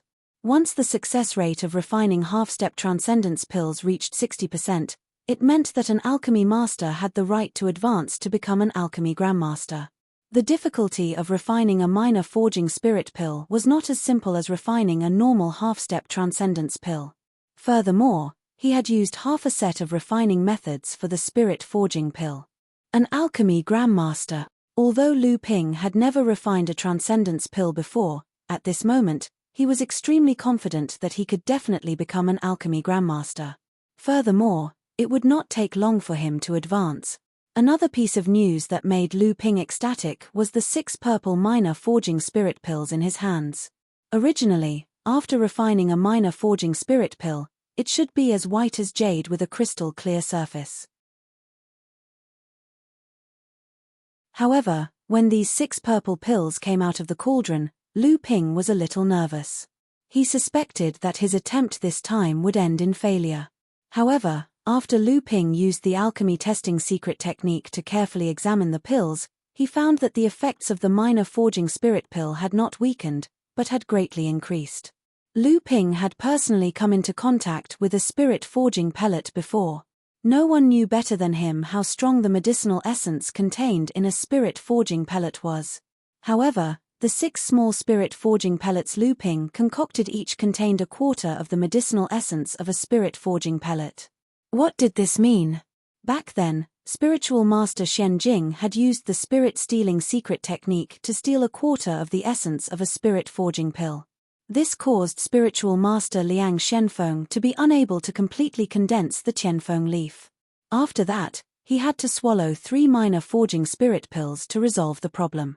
Now, the improved minor forging spirit pills in Lu Ping's hands were 3 times more effective than the minor forging spirit pills that Laozu had created. This meant that each of Lu Ping's improved minor forging spirit pills was equivalent to a quarter of the real spirit forging pill. Previously, unless a late-stage core forging cultivator encountered an embarrassing situation like spiritual master Liang Shenfeng, Laozu's minor forging spirit pills were basically ineffective for late-stage core forging cultivators, especially those who were preparing to condense a 7th-grade golden core or above. They could only be used by cultivators who had smelted heaven and earth spirit objects for the first or second time. But now, Lu Ping's modified minor forging spirit pellets might still be ineffective for late core forging realm cultivators. But if 3 pellets were taken together, it would be equivalent to 3/4 of a spirit forging pellet's effect. Although it still couldn't compare to a real spirit forging pellet, it was still valuable for late core forging realm cultivators. The only pity was that a cultivator could only take 3 of these elixirs that were half a step to the Dharma realm. Lu Ping was now sure that the minor forging spirit pills that Laozu had created were definitely related to the real spirit forging pill. Aou's half of the refining method for the spirit forging pill was also definitely true. Now, Lu Ping already knew the names of all the spirit herbs he needed to concoct the spirit forging pellet. He also had half a set of the pellet's concoction method, and he even had half a set of myriad wonder dew in the golden house. As long as Lu Ping obtained the second set of the pellet's concoction method, he would be able to concoct this famous medicinal pellet that had been lost for 4,000 years with his alchemy skills in the Grandmaster realm. Another month passed and Lu Ping concocted 6 cauldrons of medicinal pellets in the cave dwelling. On average, he concocted 1 cauldron of medicinal pellets every 5 days. All of them were precious medicinal pellets for late core forging and half-step avatar realm cultivators. Lu Ping had almost used up all the 1,000-year-old and 3,000-year-old spirit herbs he had collected over the years. He even took all the spirit herbs from his 3 senior martial sisters.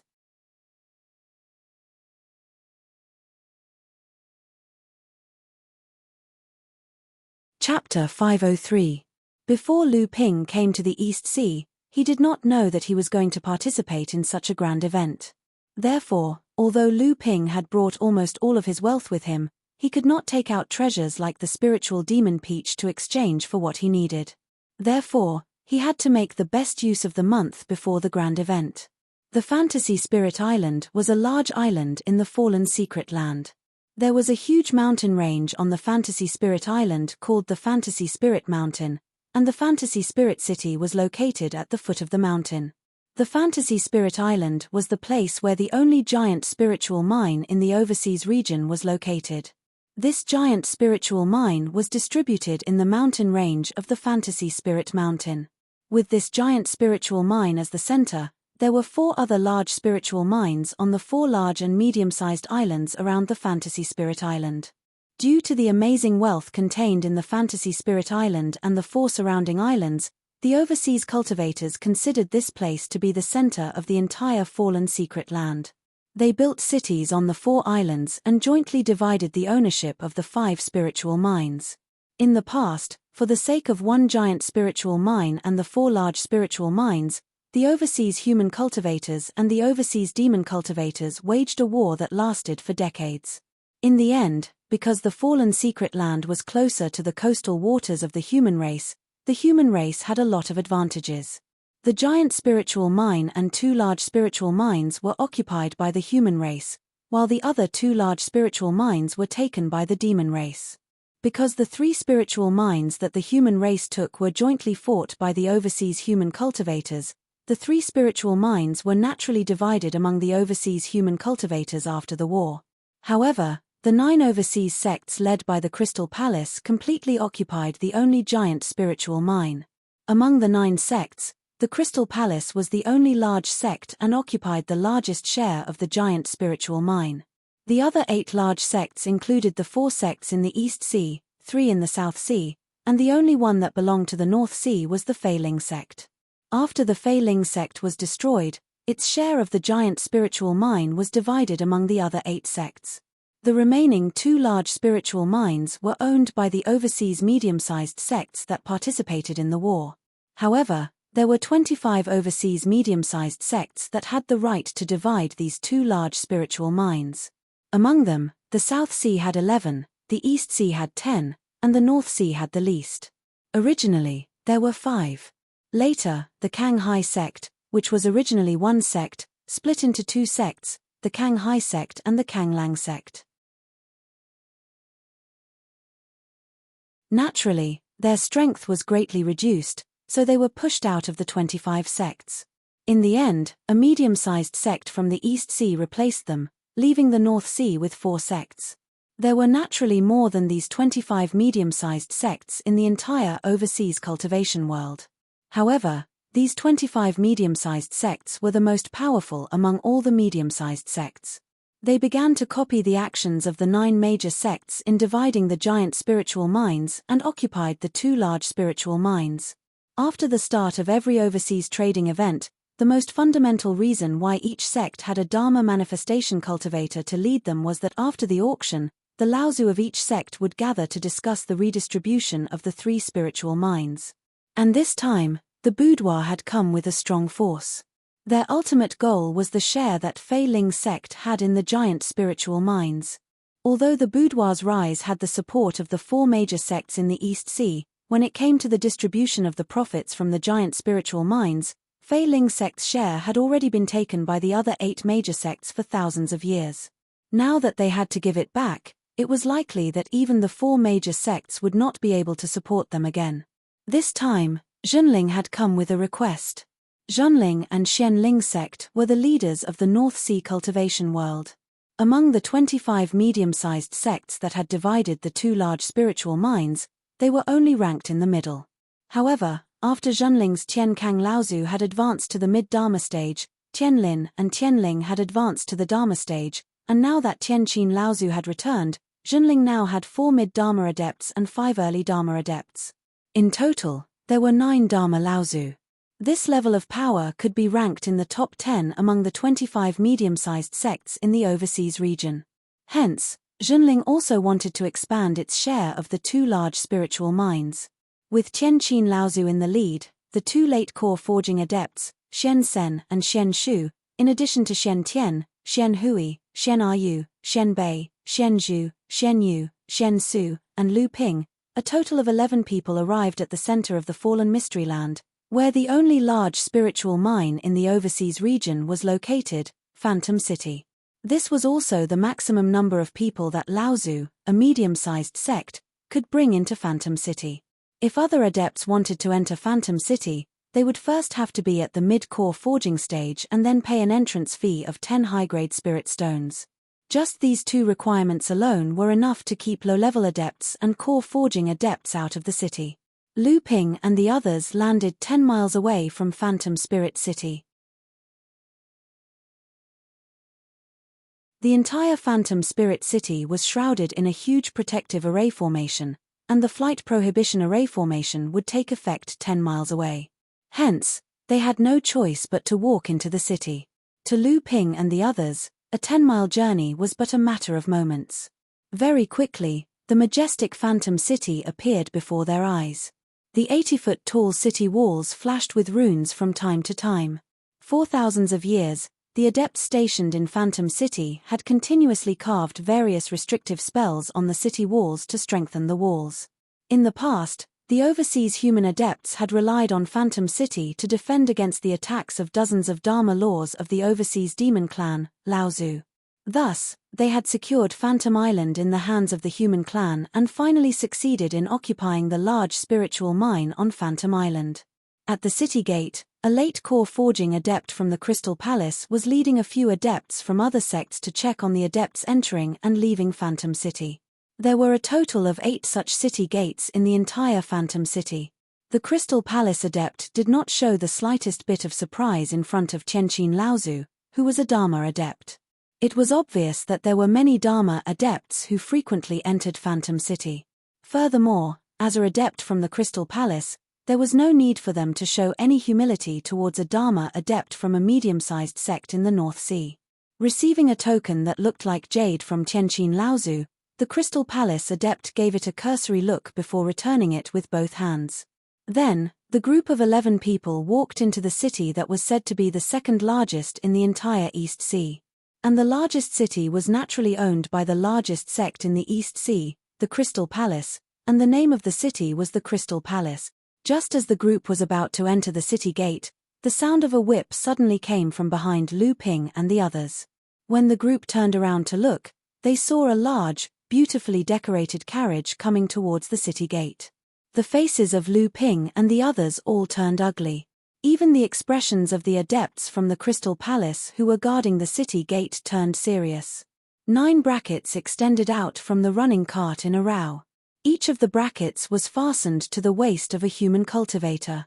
A cultivator who was driving the cart sat cross-legged at the front of the cart. He held a long whip in his hand. One glance was enough to tell that it was no ordinary item. He was driving the 9 human cultivators who were bound by the brackets forward. The cultivation of the 9 human adepts seemed to be imprisoned by the 9 supports around their waists. However, this did not prevent them from using their escape techniques to pull the carriage forward quickly. When they got closer, Lu Ping and the others could already see that there were 3 early-stage core forging cultivators in front of the 9 human adepts. The 6 adepts behind them were all late-stage blood condensation cultivators. The cultivator who was driving the 9 human adepts with the long whip was a mid-stage core forging cultivator from the demon race. Obviously, the cultivators in the carriage were from the demon race, and the 9 human adepts who were being pulled like livestock were Lu Ping's famous human pets of the demon race. When they arrived at the city gate, the demon cultivator who was driving the carriage jumped down from the carriage. He glanced coldly at Lu Ping and the others, then threw a scroll-like golden silk cloth into the hands of the Crystal Palace cultivator. The Crystal Palace cultivator looked coldly at the demon cultivator, then opened the silk cloth and examined it. Then, he gestured for the people behind him to let the carriage pass. The demon cultivator who was driving the carriage cracked his whip as if there was no one around him. The 9 human pets exerted strength under their feet and the carriage quickly passed through the city gate and into Fantasy Spirit City. From beginning to end, Lu Ping and the others didn't say a word. When the carriage was far away, enlightened Master Shen Shu asked the Crystal Palace cultivator beside him, "Fellow Daoist, I don't know who the people in the carriage are, but they are undoubtedly from the demon race. Why are they able to enter Fantasy Spirit City?" When the Crystal Palace cultivator saw that enlightened Master Shen Shu was an expert at the 9th level of the core forging realm, his expression became much more polite.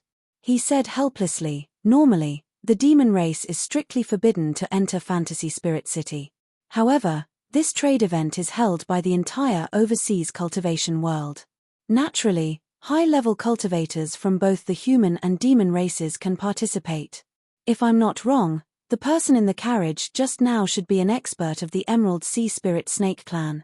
That's the only clan among the overseas demon clans that can go against our Crystal Palace. If you see them, you'd better stay away.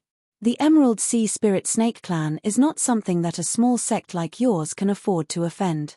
Aren't you afraid that the demon race cultivators will stir up trouble in Fantasy Spirit City? Fantasy Spirit City is the entrance to the only large spirit mine in the overseas region. The Crystal Palace cultivator laughed coldly and said, "There are 18 Dharma laws Laozu from various sects stationed in Fantasy Spirit City. There are 2 in the late Dharma laws stage and 8 in the mid Dharma laws stage. It's not a place that the demon race can easily get their hands on. Furthermore, when the event starts, all the Dharma laws adepts from various sects will enter the city. This Laozu from your sect should know that there are more than 50 human Laozu in Fantasy Spirit City. Even if there are some demon Laozu, how would they dare to stir up trouble? It's just that the human race and the demon race have been at odds for a long time. Both sides are evenly matched, so we have to maintain respect for the strong demons." Sage Xian Shu asked a few more questions about the situation in Fantasy Spirit City and the news of the event. Then, he handed a storage bag to the Crystal Palace cultivator and said, "I'll have to trouble you to explain. Please take care of these things. When you're free, go to the city for a cup of spirit tea." The Crystal Palace cultivator exchanged some pleasantries and then took the storage bag. When Lu Ping and the others had gone far away, he opened the storage bag and took a look. There were 10 top-grade spirit stones inside. The Crystal Palace cultivator spat and said, "Those from the North Sea are really King poor." A cultivator at the side laughed and said, "Brother Lianshan, be content. If they were from the East Sea or the South Sea, who would look up to us gatekeepers?" The Crystal Palace cultivator said unhappily, "That's true. This is really not a good job.